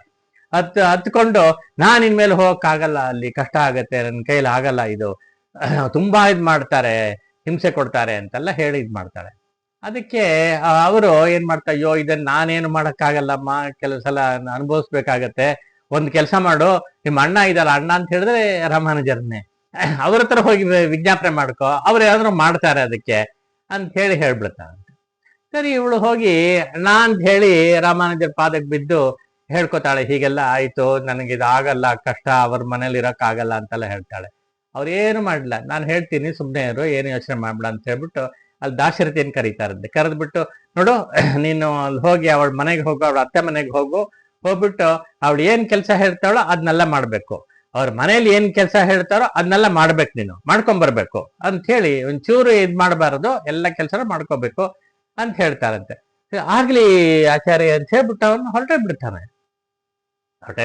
ಅಂತ ಹೇಳ್ಬೇಕು, ಪಾಪ ಹೊರಟೆ ಹಾಗೆ ಮಾಡ್ತೀನಿ ಅಂತ ಹೇಳಿ ಹೊರಡ್ತಾರೆ. ಅಂದ್ರೆ ಅವರು ಯಾರಿಗೆ ಯಾವ್ದನ್ನ ಹೇಳ್ಬೇಕು ಅಂತ ಯೋಚನೆ ಮಾಡಲ್ಲ, ಅವ್ರದ್ದು ಏನೋ ಒಂದು ಲೆಕ್ಕಾಚಾರ ಇರುತ್ತೆ, ಆ ಲೆಕ್ಕಾಚಾರ ಇಟ್ಕೊಂಡೇ ಹೇಳಿದ್ದಾರೆ. ಇವರು ಕೂಡ ಒಬಿಡಿಯನ್ಸ್ ಅಂದ್ರೆ ಸ್ಟ್ರಿಕ್ಟ್ ಇಂಪ್ಲಿಸಿಟ್ ಒಬಿಡಿಯನ್ಸ್. ತಕ್ಷಣ ಹೊರಟ್ಬಿಡ್ತಾರೆ. ಅಲ್ಲಿ ಯಾವ್ಯಾವ್ದೋ ಕೆಲಸಗಳೆಲ್ಲ ಹೇಳ್ತಾರೆ, ಎಲ್ಲ ಮಾಡ್ತಾರೆ. ಅಡಿಗೆ ಕೆಲಸ ಅಂದ್ರೆ ಅಡಿಗೆ ಕೆಲಸ ಮಾಡ್ಬೇಕು, ರುಬ್ಬೋ ಕೆಲಸ ಅಂದ್ರೆ ರುಬ್ಬೋ ಮಾಡ್ಬೇಕು, ಪಾತ್ರೆ ತೊಳೆಯೋ ಕೆಲಸ ಪಾತ್ರೆ ತೊಳೆಯ, ಅವ್ರು ಏನೇನ್ ಹೇಳ್ತಾರೆ ಎಲ್ಲ ಸಿನ್ಸಿಯರ್ ಆಗಿ ಮಾಡ್ಕೊಂಡು ಬರ್ತಾ ಇರ್ತಾರೆ. ಪಾಪ ಏನೂ ಇದ್ ಮಾಡಲ್ಲ, ಒಂದು ಪ್ರಶ್ನೆ ಕೇಳಲ್ಲ, ಏನೂ ಇಲ್ಲ. ಅದು ಇವಳಿಗೆ ತುಂಬಾ ಅನುಕೂಲವಾಯ್ತು. ಪೆರಿನಂಬಿಗಳ ಮಗಳಿಗೆ ತುಂಬಾ ಅನುಕೂಲ ಆಯ್ತು. ಅವನ ಜೊತೆಲಿ ಇರೋದ್ರಿಂದ ತುಂಬಾ ಸಿನ್ಸಿಯರ್ ಆಗಿ ಎಲ್ಲ ಕೆಲಸಗಳು ಮಾಡ್ತಾನೆ. ಅವಳಿಗೆ ಸ್ವಲ್ಪ ಶ್ರಮ ಕಮ್ಮಿ ಆಯ್ತು, ಮತ್ತೆ ಜೊತೆಗೆ ಬಂದು ಇದ್ ಮಾಡ್ತಾರಲ್ಲ, ಹಾಗಾಗಿ ಭಯ ಗಿಯ ಏನೂ ಇಲ್ಲ. ಹಾಗಾಗಿ ತುಂಬಾ ಅನುಕೂಲವಾಯ್ತು ಅಂತ ಹೇಳಿ ಸಂತೋಷವಾಗಿರುತ್ತೆ, ತುಂಬಾ ಕಾಲ ಆಗತ್ತೆ. ಇದರ ಮಧ್ಯದಲ್ಲಿ ಒಂದ್ಸಲ ಏನಾಯ್ತು, ಇವಳ ಗಂಡ ಅವನೇನ್ ಮಾಡ್ತಾನೆ, ಅವನು ಸ್ವಲ್ಪ ಇದೆಲ್ಲ ಶಾಸ್ತ್ರಗಳನ್ನ ಅಧ್ಯಯನ ಮಾಡಿರೋನು. ಅವನು ಬಾಕಿ ಪಂಡಿತರುಗಳೆಲ್ಲ ಸೇರ್ಕೋತಾರೆ, ಒಟ್ಟಿಗೆ ಸೇರ್ಕೊಂಡು ಒಂದು ಗೋಷ್ಠಿ ತರ ಮಾಡಿಬಿಟ್ಟು ಶಾಸ್ತ್ರ ವಾಕ್ಯಗಳಿಗೆ ವ್ಯಾಖ್ಯಾನ ಮಾಡೋದು ಇದೆಲ್ಲ ಮಾಡಕ್ ಶುರು ಮಾಡ್ತಾರೆ. ಒಂದ್ ದಿವಸ ಮಂದಿ ಮಾಡ್ತಿರ್ತಾರೆ. ಒಂದ್ ದಿವಸ ಮಾಡ್ತಾ ಇರುವಾಗ ಹಾಗೆ ಇದು ಅವನು ಶಾಸ್ತ್ರ ವಾಕ್ಯಕ್ಕೆ ಒಂದು ವ್ಯಾಖ್ಯಾನ ಮಾಡುವಾಗ ತಪ್ಪು ವ್ಯಾಖ್ಯಾನ ಮಾಡ್ತಾನೆ. ಈ ದಾಶರಥಿಯನ್ನು ಕೇಳ್ಕೊಂಡು ಈ ವ್ಯಾಖ್ಯಾನ ತಪ್ಪಾಗಿದೆ ಅಂತ ಹೇಳ್ಕೊಂಡು ಒಂಥರ ಬೇಸರ ಆಗತ್ತೆ, ತಡ್ಕೊಳಕ್ ಆಗ್ಲಿಲ್ಲ. ಈ ತರಹ ತಪ್ಪು ವ್ಯಾಖ್ಯಾನ ಮಾಡಬಾರ್ದು, ಸರಿಯಲ್ಲ ಇದು ಅಂತ ಹೇಳ್ಬಿಟ್ಟು ಅಲ್ಲಿ ಹೋಗಿ ಹೇಳ್ತಾರಂತೆ, ನೋಡಿ ಈ ತರ ನೀವು ವ್ಯಾಖ್ಯಾನ ಮಾಡ್ತೀರಲ್ಲ, ಇದು ಸರಿಯಾಗಿಲ್ಲ, ಇದನ್ನ ಸರಿಯಾದ ಕ್ರಮದಲ್ಲಿ ಹೇಳಿದ್ರೆ ಚೆನ್ನಾಗಿರತ್ತೆ ಅಂತ ಹೇಳ್ತಾರಂತೆ. ಅವನಿಗೆ ಕೋಪ ಬಂದ್ಬಿಡುತ್ತೆ, ಏನಿದು ನಿನ್ ಕೆಲಸ ಮಾಡ್ಕೊಂಡು ಹೋಗೋ, ನೀನು ಇಲ್ಲಿ ಬಂದಿರೋದು ಕೆಲಸ ಮಾಡೋದಕ್ಕೆ, ಈ ಪಾತ್ರೆ ತೊಳೆದು ಬಟ್ಟೆ ಒಗೆಯೋದು ಆ ಕೆಲಸಕ್ಕೋಸ್ಕರ ಬಂದಿದ್ಯಾ, ಆ ಕೆಲಸ ಮಾಡ್ಕೊಂಡು ಹೋಗ್ತಾ ಇರು ಸಾಕು, ನೀನು ಶಾಸ್ತ್ರ ಗೀಸ್ತ್ರ ನಿನಗೆಲ್ಲಿ ಬಂತು, ನಿನಗೂ ಶಾಸ್ತ್ರಕ್ಕೆ ಯಾವ ಸಂಬಂಧ, ಹೋಗು ಅಂತ ಹೇಳಿ ಒಂಥರ ಇದ್ ಮಾಡಿ ಬೈದು ಕಳಿಸ್ಬಿಡ್ತಾನೆ. ಆಮೇಲೆ ಅವರು ಕೇಳಲಿಲ್ಲ, ಇವರು ಮಹಾ ಪಂಡಿತರು, ಪ್ರಾಜ್ಞರು, ಸಾಮಾನ್ಯರಲ್ಲ. ದಾಶರಥಿ ಎನ್ನುವರು ಅಧ್ಯಯನ ತುಂಬಾ ಮಾಡಿದ್ದಾರೆ, ಅವರ ಆಚಾರ್ಯ ಜೊತೆಲೇ ಇದ್ದವರಲ್ವಾ, ಸಾಕಷ್ಟು ಗೊತ್ತಿದೆ. ಆವಾಗ ಹೇಳಿದ್ರು, ಗೋಷ್ಠಿಗೆ ಹೇಳಿದ್ರಂತೆ, ನೋಡಿ ಈ ತರ ವ್ಯಾಖ್ಯಾನ ಇದೆ, ಈ ಒಂದು ನೀವು ಶಾಸ್ತ್ರ ವಾಕ್ಯಕ್ಕೆ ನೀವು ಹೇಳೋ ಅಂತ ವಾಕ್ಯಕ್ಕೆ ವ್ಯಾಖ್ಯಾನ ಹೀಗಿದೆ ಅಂತ ಹೇಳಿ ಇವ್ರ ಪಾಡಿಗೆ ಇವ್ರು ಹೇಳಕ್ ಶುರು ಮಾಡದಂತೆ. ಹೇಳ್ತಾ ಹೇಳ್ತಾ ಹೇಳ್ತಾ ಎಲ್ಲರೂ ಕೂತ್ಕೊಂಡು ಕೇಳ್ತಾ ಇದ್ದಾರೆ, ವ್ಯಾಖ್ಯಾನ ಕೇಳ್ತಾ ಇದ್ದಾರೆ. ಎಷ್ಟು ಸಮಂಜಸವಾಗಿದೆ, ಎಷ್ಟು ಚೆನ್ನಾಗಿದೆ ಈ ವ್ಯಾಖ್ಯಾನ. ಯಾಕೆಂದ್ರೆ ರಾಮಾನುಜರ ಹತ್ರ ಕಲ್ತಿದ್ದದು, ಅದರಿಂದ ಅದನ್ನ ಹೇಳಿದಾಗ ಎಷ್ಟು ಸಮಂಜಸವಾಗಿದೆ, ಎಷ್ಟು ಚೆನ್ನಾಗಿದೆ ಇದು, ಅಯ್ಯೋ ಎಷ್ಟು ಚೆನ್ನಾಗಿದೆ. ಏನಪ್ಪಾ ನೀನು ಸಾಮಾನ್ಯಲ್ಲಪ್ಪ, ನೀನ್ ಬರೀ ಮನೆಯಲ್ಲಿ ಕೆಲಸ ಮಾಡೋ ಅಂತ ತಿಳ್ಕೊಂಡಿದ್ದಲ್ಲಪ್ಪ, ಅದೇನ್ ಹಾಗಲ್ಲಪ್ಪ, ಮಹಾಪ್ರಾಜ್ಞನಾಗಿದ್ಯಾ ನೀನು, ಇಷ್ಟೊಂದು ವಿದ್ವತ್ ಇದೆಯಲ್ಲಪ್ಪ ನಿನಗೆ ಅಂತ ಹೇಳಿ, ಇಷ್ಟು ವಿದ್ವತ್ ಇಟ್ಕೊಂಡು ಇನ್ ಯಾಕಪ್ಪ ಈ ಕೆಲ್ಸಕ್ಕೆ ಬಂದೆ ನೀನು ಹೊರಡು, ನೀನು ನಿಮ್ಮ ಆಚಾರ್ಯ ಹತ್ರ ಹೋಗೋ ಅಂತ ಹೇಳಿ ಇವರ ತಂದೆ ತಾಯಿ ಎಲ್ಲ ಅಂದ್ರೆ ಬೀಗರು, ಇವರು ಆ ಹುಡುಗಿಯ ಅತ್ತೆ ಮಾವನು ಅಂದ್ರು, ಅವರು ಸೇರ್ಕೊಂಡ್ಬಿಟ್ಟು ಇಲ್ಲಪ್ಪ ವಾಪಸ್ ಹೋಗಪ್ಪ ಅಂತ. ಇಲ್ಲ, ನಾನು ಹೋಗೋ ಹಾಗಿಲ್ಲ, ಯಾಕೆಂದ್ರೆ ನನ್ನ ಆಚಾರ್ಯ ಇಲ್ಲಿ ಕೆಲ್ಸಕ್ಕೆ ಅಂತ ಕಳಿಸಿದ್ದಾರೆ, ಆಯಿಂದ ಈ ಕೆಲ್ಸಕ್ಕೋಸ್ಕರ ಬಂದಿದ್ದೀನಿ, ಅವರೇ ವಾಪಸ್ ಬಾ ಅಂತ ಹೇಳೋವರೆಗೂ ನಾನು ಹೋಗೋ ಹಾಗಿಲ್ಲ, ಈ ಕೆಲಸ ಮಾಡೇ ಮಾಡ್ತೀನಿ ಅಂತ ಹೇಳಿ. ಅಲ್ಲಪ್ಪ ನೀನು ಎಂಥ ವಿದ್ವಾಂಸಪ್ಪ ನೀನು ಹೋಗಿ ಈ ಕೆಲಸ ನೀನಂತ ಮಾಡಿಸ್ಕೊಂಡು ನಮಗ್ ಬೇಸರ ಆಗತ್ತಲ್ಲಪ್ಪ ಅಂತ. ಏನಾದ್ರೂ ಆಗ್ಲಿ, ಆಚಾರ್ಯ ಹೇಳೋ ಕೆಲಸ ನಾನು ಮಾಡ್ಲೇಬೇಕು, ಮಾಡ್ತೀನಿ ಅಂತ ಹೇಳಿ ಕಂಟಿನ್ಯೂ ಮಾಡ್ತೀನಿ. ಇಲ್ಲ ಬಾ ಅಂತ ಹೇಳಿ ಅವ್ರೇನ್ ಮಾಡ್ತಾರೆ, ಆಚಾರ್ಯ ತರ ಹೋಗ್ತೀವಿ, ಅವ್ರಿಗೆ ವಿಜ್ಞಾಪನೆ ಮಾಡ್ಕೋತೀವಿ ಅಂತ ಹೇಳಿ ಹೋಗಿ ಹೇಳ್ತಾರಂತೆ, ಅಯ್ಯೋ ಹೀಗ ಆಯ್ತಲ್ಲ, ನೀವು ದಯವಿಟ್ಟು ಈ ಒಂದು ಮಹಾ ವಿದ್ವಾಂಸರು ಅಂತ ನಮ್ಗೆ ಗೊತ್ತಾಗ್ಲಿಲ್ಲ, ಎಷ್ಟು ಚೆನ್ನಾಗಿ ವಿವರಣೆಗಳೆಲ್ಲ ಕೊಟ್ಟರು, ಅವ್ರ ಹತ್ರ ಹೋಗಿ ಇಂಥ ಕೆಲಸಗಳು ಮಾಡಿಸ್ಕೋತೀವಲ್ಲ, ನಮ್ಗೆ ನಿಜವಾಗ್ಲೂ ನಮಗೆ ಈ ಪಾಪ ಬರುತ್ತೆ, ದಯವಿಟ್ಟು ಕ್ಷಮಿಸ್ಬೇಕು ಅಂತ ತುಂಬಾ ಕೇಳ್ಕೊತಾರಂತೆ. ಅವಾಗ ಅವರು, ಇಲ್ಲಪ್ಪ ಸ್ತ್ರೀಧನ ಅಂತ ನನ್ ಕಳಿಸಿರೋದು, ಆ ಹುಡುಗಿ ನಮ್ಮ ಆಚಾರ್ಯರ ಮಗಳು, ಅಂದ್ರೆ ನಮ್ಮ ಮಗಳಂತೆ ಅವಳು, ಆದ್ರಿಂದ ಅವಳ ಮಗಳನ್ನ ನಮ್ಮ ಅತ್ತೆ ಮನೆಗೆ ಕಳಿಸೋವಾಗ ಸ್ತ್ರೀಧನ ಅಂತ ಕೊಟ್ಟು ಕಳಿಸ್ತೀವಲ್ಲ, ಹಾಗೆ ನಾನು ದಾಶರಥಿಯನ್ನು ಕಳಿಸಿರೋದು, ಆದ್ರಿಂದ ಅವನು ಆ ಕೆಲಸ ಮಾಡ್ತಾ ಇರ್ತಾನೆ, ಅವನ್ ಮಾಡ್ಲಿ, ನಿಮ್ಗೆ ಏನಾದ್ರೂ ಬೇಡ ಸಾಕು ಅಂತ ಅನ್ಸಿದ್ರೆ ನೀವು ಕಳಿಸ್ಕೊಟ್ರೆ ಬರ್ಲಿ, ಅವನು ಇಲ್ದೆ ಹೋದ್ರೆ ಅವನ್ ಅಲ್ಲೇ ಇರ್ತಾನೆ, ಮಾಡ್ತಾನೆ ಅಂತ ಹೇಳಿದಂತೆ. ಇಲ್ಲ, ದಯವಿಟ್ಟು ವಾಪಸ್ ತಗೋಬೇಕು, ಸ್ವೀಕರಿಸ್ಬೇಕು ನಾವು ಅವ್ರನ್ನ ಈ ತರ ಕೆಲ್ಸಕ್ಕೆ ಬಳಸೋದು ನಮಗೆ ಮನಸ್ಸು ಬರಲ್ಲ ಅಂತ ಹೇಳಿ ಕಳಿಸ್ಕೊಟ್ಟ. ಹಾಗಾದ್ರೆ ಬರ್ಲಿ ಅಂತ ಹೇಳಿ ವಾಪಸ್ ತಗೊಂಡಂತೆ. ಹಾಗೆ ಅಂಥ ಪ್ರಾಜ್ಞನಾದವನು ಕೂಡ ಆದಷ್ಟು ಸಹನೆಯಿಂದ ಆಚಾರ್ಯರ ಮಾತನ್ನು ಕೇಳ್ಕೊಂಡು ನೀವು ಏನ್ ಹೇಳಿದ್ರು ಕೂಡ ಮಾಡ್ತೀನಿ, ನನ್ನಂತ ಅವನು ಮೇಧಾವಿ ಈ ತರ ಕೆಲಸ ಮಾಡದ ಅನ್ನೋ ಒಂದು ಅಹಂಕಾರ ಇರ್ಲಿಲ್ಲ ಅನ್ನೋದಕ್ಕೆ. ಅದನ್ನ ಹಾಗ್ ಬರತ್ತಾ ಅವನಿಗೆ, ಅಹಂಕಾರ ಇಲ್ಲದೆ ಕೆಲಸ ಮಾಡ್ತಾನ ಅಂತ ನೋಡೋಕ್ಕೋಸ್ಕರ ಒಂದು ಪರೀಕ್ಷೆಗಾಗಿಯೂ ಕೂಡ ಇವರು ಮಾಡಿದ್ರು ಅಂತ.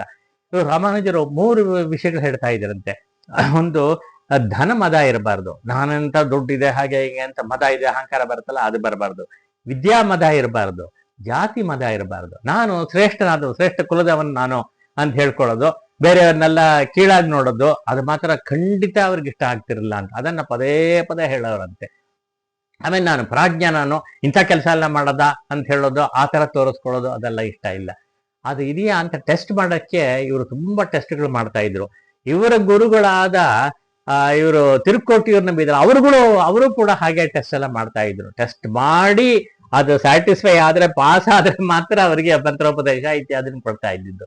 ಹಾಗೆ ಇವರು ಕೂಡ ಅವಾಗ ಇದು ವಾಪಸ್ ಬಂದ್ಮೇಲೆ ಹೇಳಿದ್ರಂತೆ, ನೀನ್ ಎಲ್ಲದಲ್ಲೂ ಏನೋ ಮದವನ್ನೆಲ್ಲ ಬಿಟ್ಟಿದೀಯಪ್ಪ ನೀನು, ಈಗ ನೀನು ಮಂತ್ರೋಪದೇಶಕ್ಕೆ ಅರ್ಹನಾಗಿದೀಯ, ಬಾ ನಿನ್ಗೆ ಮಂತ್ರೋಪದೇಶ ಮಾಡ್ಕೊಡ್ತೀನಿ ಅಂತ ಹೇಳಿ ಮುಂದೆ ಮಾಡಿದ್ರು ಅಂತ ಹೇಳಿ ಕೇಳ್ತೀವಿ ನಾವು. ಹಾಗೆ ಆಚಾರ್ಯರು ಅಂತ ಹೇಳಿದ್ರೆ ಪರಮ ಭಕ್ತಿ, ಅವ್ರು ಹೇಳಿದ ವಿಷಯಗಳು ಒಂಚೂರು ಕ್ವಶನ್ ಮಾಡಲ್ಲ, ಕೆಲಸ ಮಾಡ್ಕೊಂಡು ಹೋಗ್ತಾ ಇರೋದು ಅನ್ನೋದನ್ನ ನಾವು ಗಮನಿಸ್ತೀವಿ. ಅದಕ್ಕೆ ಇವರೆಲ್ಲ ಉದಾಹರಣೆಗಳಾಗ್ತಾರೆ ಅಂತ.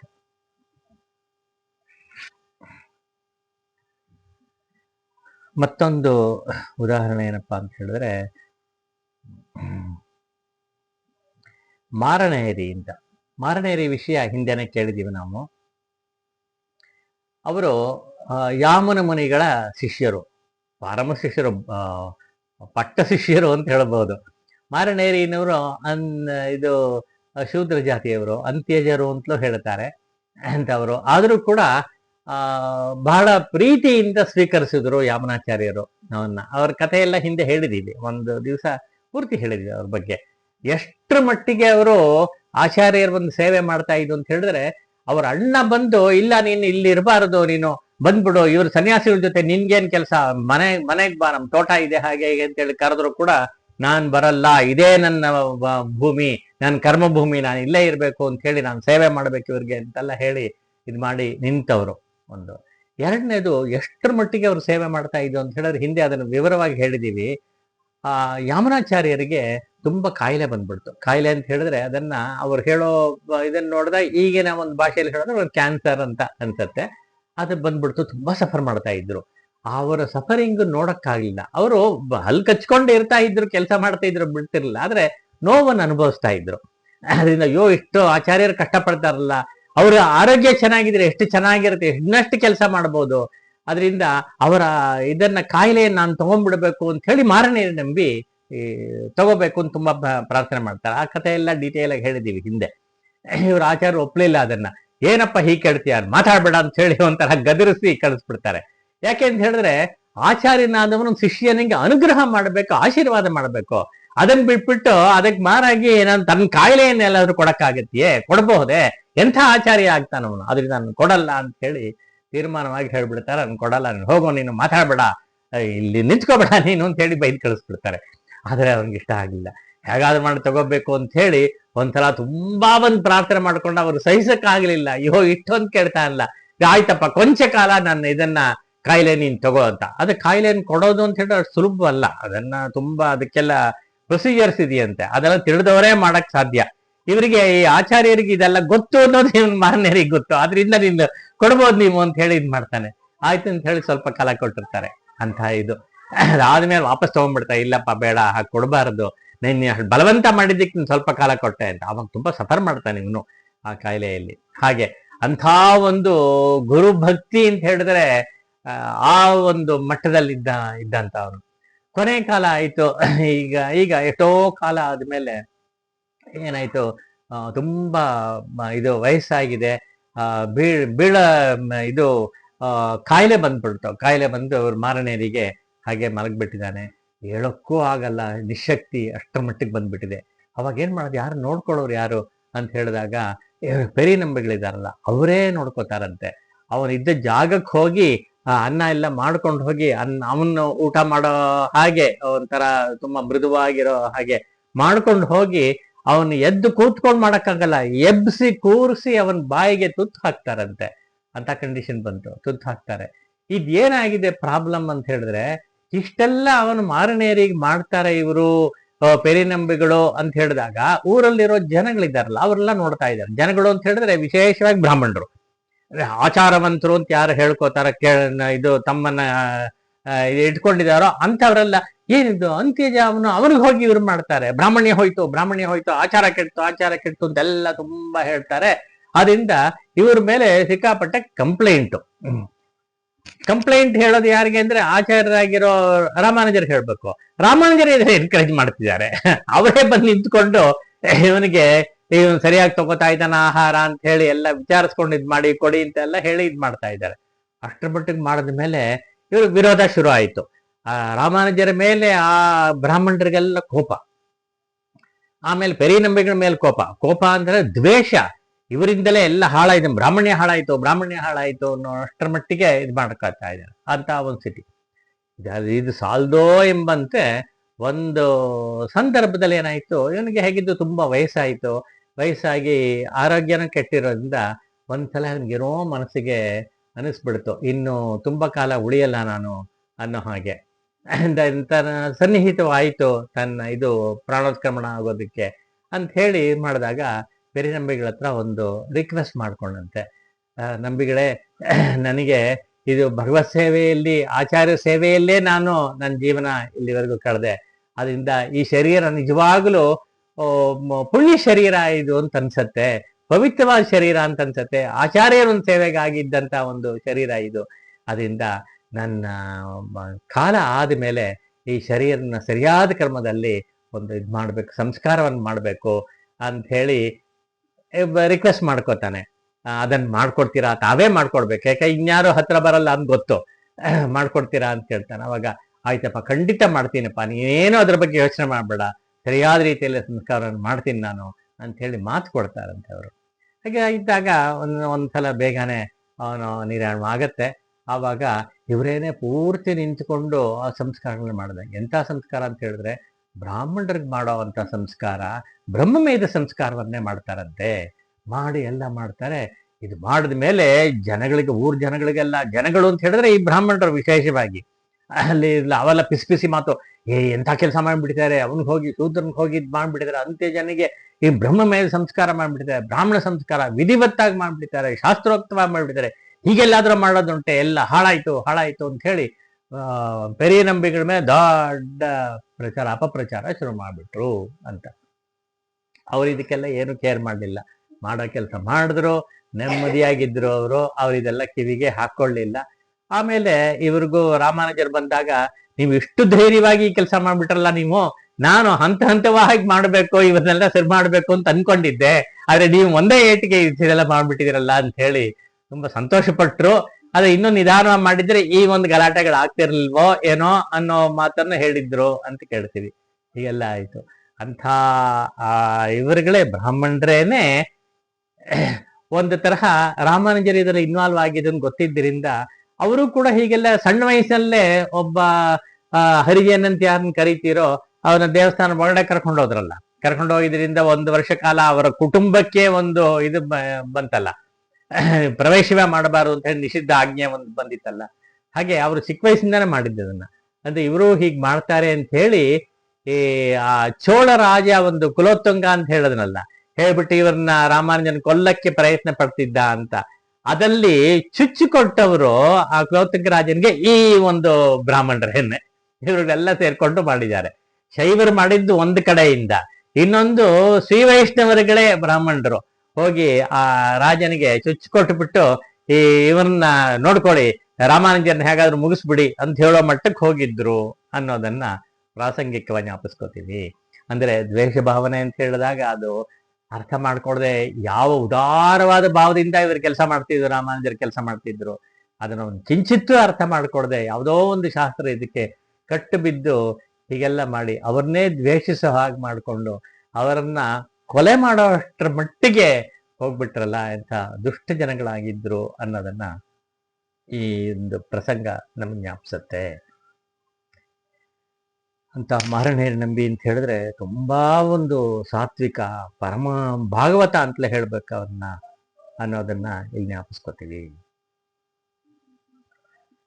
ಮತ್ತೊಂದು ಘಟನೆ, ರಾಮಾನುಜಾಚಾರ್ಯರು ಸಾಲಿಗ್ರಾಮದಲ್ಲಿ ಇದ್ದಾಗ ನಡೆದಂತ ಒಂದು ಘಟನೆ, ಅದನ್ನ ನಾವು ಜ್ಞಾಪಿಸ್ಕೋತೀವಿ. ಅದು ನೇರವಾಗಿ ಬೇರೆ ಕಡೆ ಬಂದಿಲ್ಲ, ಅದನ್ನ ಸ್ವಲ್ಪ ವಿಸ್ತಾರವಾಗಿ ನಮ್ಮ ಮಾಸ್ತಿ ವೆಂಕಟೇಶಯ್ಯಂಗಾರರು ಬರೆದಿದ್ದಾರೆ. ಮಾಸ್ತಿ ಕನ್ನಡದ ಆಸ್ತಿ ಅಂತ ಒಂದು ಬಿರುದನ್ನು ಪಡೆದಂತಹ ವೆಂಕಟೇಶಯ್ಯಂಗಾರರು, ಮಾಸ್ತಿಯವರು ಒಂದು ಸಣ್ಣ ಕಥೆಗಳೆಲ್ಲ ತುಂಬಾ ಬರೆದಿದ್ದಾರಲ್ಲ, ಅದರಲ್ಲಿ ಇದು ಒಂದು ತರಹ ಸಣ್ಣ ಕಥೆಯಾಗಿ ಬಂದಿದೆ. ಕಥೆಯನ್ನು ಅಷ್ಟೇ ಅರ್ಥದಲ್ಲಿ ತಗೋಬಾರದು, ಇದನ್ನ ಒಂದು ಘಟನೆ, ಸತ್ಯವಾದ ಘಟನೆ ಅಂತಲೇ ನಾವು ತಗೊಳಕ್ಕೆ ವಿಷಯ ಇದೆ ಅನ್ನೋದನ್ನ ನಾವು ಇಲ್ಲಿ ಗಮನಿಸಬಹುದು ಅಂತ ಅನ್ಸತ್ತೆ. ಏನಪ್ಪಾ ಅಂತ ಹೇಳಿದ್ರೆ, ಸಾಲಿಗ್ರಾಮಕ್ಕೆ ಆಚಾರ್ಯರು ಹೋಗಿದ್ದಾಗ ಅಲ್ಲೇನೆ ಬಿಡಾರ ಮಾಡ್ಕೊಂಡಿದ್ರು ಒಂದು ದೇವಾಲಯದಲ್ಲಿ ಒಂದು ಇದು ಕೊಠಡಿಯಲ್ಲಿ ಅವರಿಗೆ ತಂಗೋದಕ್ಕೆ ವ್ಯವಸ್ಥೆ ಮಾಡಿಕೊಟ್ಟಿದ್ರು. ಅಲ್ಲಿದ್ರು ವ್ಯವಸ್ಥೆ ಎಲ್ಲ ಮಾಡಿದವರು ಆಂಧ್ರಪೂರ್ಣರು ಅಂತ, ಹಿಂದೆ ಅವರ ಬಗ್ಗೆ ಕೇಳಿದ್ವಲ್ಲ, ಎಷ್ಟು ಭಕ್ತಿಯಿಂದ ಆಚಾರ್ಯ ಸೇವೆಯನ್ನು ಮಾಡ್ತಾ ಇದ್ರು ಅವರು ಅನ್ನೋದ್ರ ಬಗ್ಗೆ ಹಿಂದಿನ ಪಾಠದಲ್ಲಿ ನಾವು ಕೇಳಿದೀವಿ. ಆಂಧ್ರಪೂರ್ಣರ ಬಗ್ಗೆ ಅನೇಕ ಘಟನೆಗಳನ್ನೆಲ್ಲ ಹೇಳಿದೀವಿ. ಅವರ ಪಾದ ಪೂಜೆ ಮಾಡ್ತಾ ಇದ್ದು, ಅವರ ಆಚಾರ್ಯ ಊಟ ಮಾಡಿದ್ಮೇಲೆ ಶೇಷ ಪ್ರಸಾದವನ್ನು ತಾವು ಸ್ವೀಕರಿಸ್ತಾ ಇದ್ರು, ಇದೆಲ್ಲ ಕೇಳಿದೀವಲ್ಲ. ಅಂಥವರು ಇದೆಲ್ಲ ವ್ಯವಸ್ಥೆ ಎಲ್ಲ ಮಾಡಿದ್ದಾರೆ. ಮಾಡಿ ಅವರು ಮತ್ತೆ ಅವರ ಪತ್ನಿಗೆ ಶ್ಯಾಮಳಾಂಬ ಅಂತ ಹೆಸರು, ಅವರು ಶ್ಯಾಮಳಾಂಬನು ಕೂಡ ಇಬ್ರು ಕೂಡ ಸೇವೆ ಮಾಡ್ತಾ ಇದ್ರು. ಅವ್ರಿಗೆ ಮಾಡ್ತಾ ಸಂದರ್ಭದಲ್ಲಿ ಒಂದು ಯಾರೋ ಇಬ್ರು ಹೆಂಗಸರು ಅಲ್ಲಿ ಬಂದು ಅತಿಥಿಗಳಾಗಿ ಬಂದು ಆಂಧ್ರಪೂರ್ಣರನ್ನು ಕೇಳ್ತಾರೆ, ಆಂಧ್ರಪೂರ್ಣ ಮನೆಯವ್ರನ್ನ ಕೇಳ್ತಾರೆ, ನಾವಿಲ್ಲಿ ಇಳ್ಕೋಬಹುದಾ, ಎಲ್ಲೋ ಯಾತ್ರೆ ಹೊರಟಿದೀವಿ, ಮಧ್ಯಕಾಲದಲ್ಲಿ ಒಂದು 2-3 ದಿವಸ ಇಲ್ಲಿರ್ಬೇಕು, ನಾವು ತಂಗಿಬಿಟ್ಟು ಆಮೇಲೆ ಮುಂದಕ್ಕೆ ಹೋಗ್ತೀವಿ, ಇರಬಹುದಾ ಅಂತ ಕೇಳ್ತಾರೆ. ಅದಕ್ಕೇನಿರ್ಬೋದು ಅಂತ. ಆಗಿನ ಕಾಲದಲ್ಲೆಲ್ಲ ಬಂದ್ರೆ ಅವರಿಗೆಲ್ಲ ವ್ಯವಸ್ಥೆ ಮಾಡ್ಕೊಡೋದು ಎಲ್ಲ ಉಂಟು. ಅವರೇ ಅಡಿಗೆ ಮಾಡ್ಕೊಳಕ್ ಬೇಕಾದ್ರೆ ಪಾತ್ರೆಗಳು ಸಾಮಾನುಗಳೆಲ್ಲ ಕೊಡ್ತಾರೆ, ಕೊಟ್ಬಿಟ್ಟು ಜಾಗನೂ ತೋರಿಸ್ತಾರೆ, ಅಲ್ಲಿ ಮಾಡ್ಕೋಬಹುದು ಅಂತ ಹೇಳ್ತಾರೆ. ಬಂದವರಲ್ಲಿ ಒಬ್ರು ವಯಸ್ಸಾದವರು ಸುಮಂಗಲಿಯರು, ಇನ್ನೊಬ್ರು ಅವರ ಒಂದು ಸಹಾಯಕ್ಕೆ ಬಂದಿರೋರು ಅಂತ ಮಧ್ಯವಯಸ್ಕರು ಇಬ್ರು ಬಂದಿದ್ದಾರೆ. ಬಂದು ಅಲ್ಲಿ ತಂಗಿದ್ದಾರೆ. ರಾಮಾನುಜರ ಆ ಟೈಮಲ್ಲಿ ಅಲ್ಲೇ ಹತ್ತಿರದಲ್ಲಿರುವಂತ ತೊಂಡನೂರು ಇದೆಯಲ್ಲ, ಅಲ್ಲೊಬ್ಬ ಶಿಷ್ಯರಿದ್ದಾರೆ, ಒಬ್ಬರು ಭಕ್ತರು. ಆ ಭಕ್ತರಿಗೆ ಕಾಯಿಲೆ ಬಂದ್ಬಿಟ್ಟಿದೆ, ಜ್ವರ ಬಂದ್ಬಿಟ್ಟಿದೆ. ಆ ಜ್ವರ ಬಂದಿರೋದ್ರಿಂದ ಅವ್ರನ್ನ ಹೋಗಿ ನೋಡ್ಕೊಂಡ್ ಬರ್ಬೇಕು ಅನ್ನೋ ಒಂದು ಪ್ರೀತಿಯಿಂದ ನೋಡ್ಕೊಂಡ್ ಬರ್ಬೇಕು ಅಂತ ಹೇಳಿ ಅಲ್ಲಿ ಹೋಗ್ತಾರಂತೆ. ಇದು ಕಾಯಿಲೆ ಅಂದ್ರೆ ಸಾಮಾನ್ಯ ಕಾಯಿಲೆ ಅಲ್ಲ, ಒಂಥರ ಎಪಿಡಮಿಕ್ ಅಂತ ಹೇಳೋ ಹಾಗೆ ದೇಶಾದ್ಯಂತ ಎಲ್ಲ ಕಡೆನೂ ಬಂದ್ಬಿಟ್ಟಿದೆ. ಅದು ಇವ್ರಿಗೂ ಇದಾಗಿದೆ. ಬಂದಾಗ ಅವ್ರು ನೋಡ್ಕೊಂಡು ಬಂದಿದ್ದಾರೆ. ವಾಪಸ್ ಬಂದ ಮಾರನೇ ದಿವಸ ರಾಮಾನುಜರ ಕಾಯಿಲೆ ಜ್ವರ ಬಂದ್ಬಿಟ್ಟಿದೆ. ಜ್ವರ ಅಂತ ಹೇಳಿದ್ರೆ ಆರಂಭದಲ್ಲಿ ಅವರು ಅಷ್ಟು ಕೇರ್ ಮಾಡಲಿಲ್ಲ. ಇವ್ರ ಪಾಡಿಗೆ ಇವರು ಸ್ನಾನ ಸಂಧ್ಯಾ ವಂದನ ಇದೆಲ್ಲ ಮಾಡ್ತಾ ಇದ್ದಾರೆ, ಅವರ ಕೆಲಸಗಳೆಲ್ಲ ಮಾಡ್ತಾ ಇದ್ದಾರೆ. ಆದ್ರೆ ಹೋಗ್ತಾ ಹೋಗ್ತಾ ಒಂದೇ ದಿವಸದಲ್ಲಿ ಜ್ವರ ಜಾಸ್ತಿ ಆಗೋಯ್ತು. ಮೈಕೈ ಕಾಲ ತುಂಬಾ ನೋವು ಶುರುವಾಗಿತ್ತು. ನೋಡಿದ್ರು ಚಳುಕು ಅಂತ ಹೇಳ್ತಾರಲ್ಲ ಹಾಗೆ ಚಳುಕು, ಕ್ರಾಂಪ್ಸ್ ಬಂದು ಒಂಥರ ಎಳೆಯತ್ತೆ, ತಡ್ಕೊಳಕ್ಕಾಗಿಲ್ಲ. ಅವ್ರು ಮಲಗಿದ್ದಾಗ ಪಾ ನಾರಾಯಣ, ಜ್ವರ ತಡ್ಕ ಮುಡಿಯಲಿಯೇ, ಒಲಿ ತಾಂಗ ಮುಡಿಯಲಿಯೇ ಅಂತ ಹೇಳ್ತಾರಂತೆ ಅವರು. ಹೇಳೋ ಅಷ್ಟು ಮಟ್ಟಿಗೆ ಅವ್ರ ತೊಂದರೆ ಆಗಿದೆ.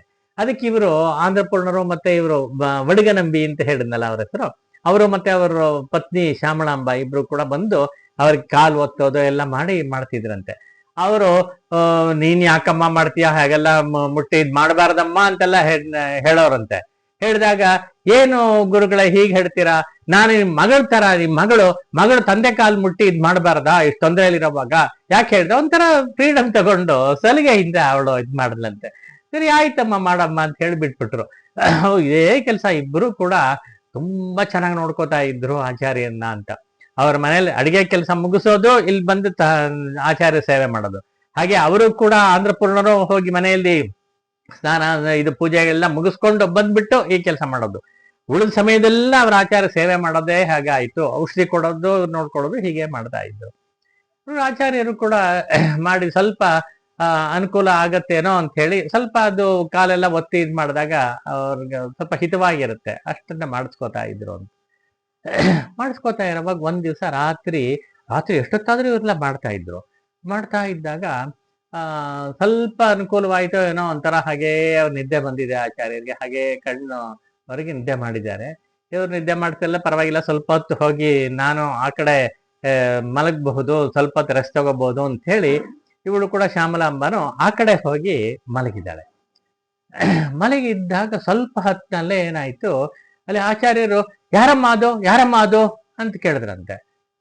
ಇವರು ಏನು ಯಾರಮ್ಮ ಅಂತ ಕೇಳ್ತಾರಲ್ಲ ಅಂತ ಹೇಳಿ ಯಾರೋ ಬಂದ್ರೇನೋ ಅಂತ ಹೇಳಿ ಅಲ್ಲಿಂದ ಅವಳು ಶ್ಯಾಮಲಾಂಬ ಬಂದಿದ್ದಾಳೆ.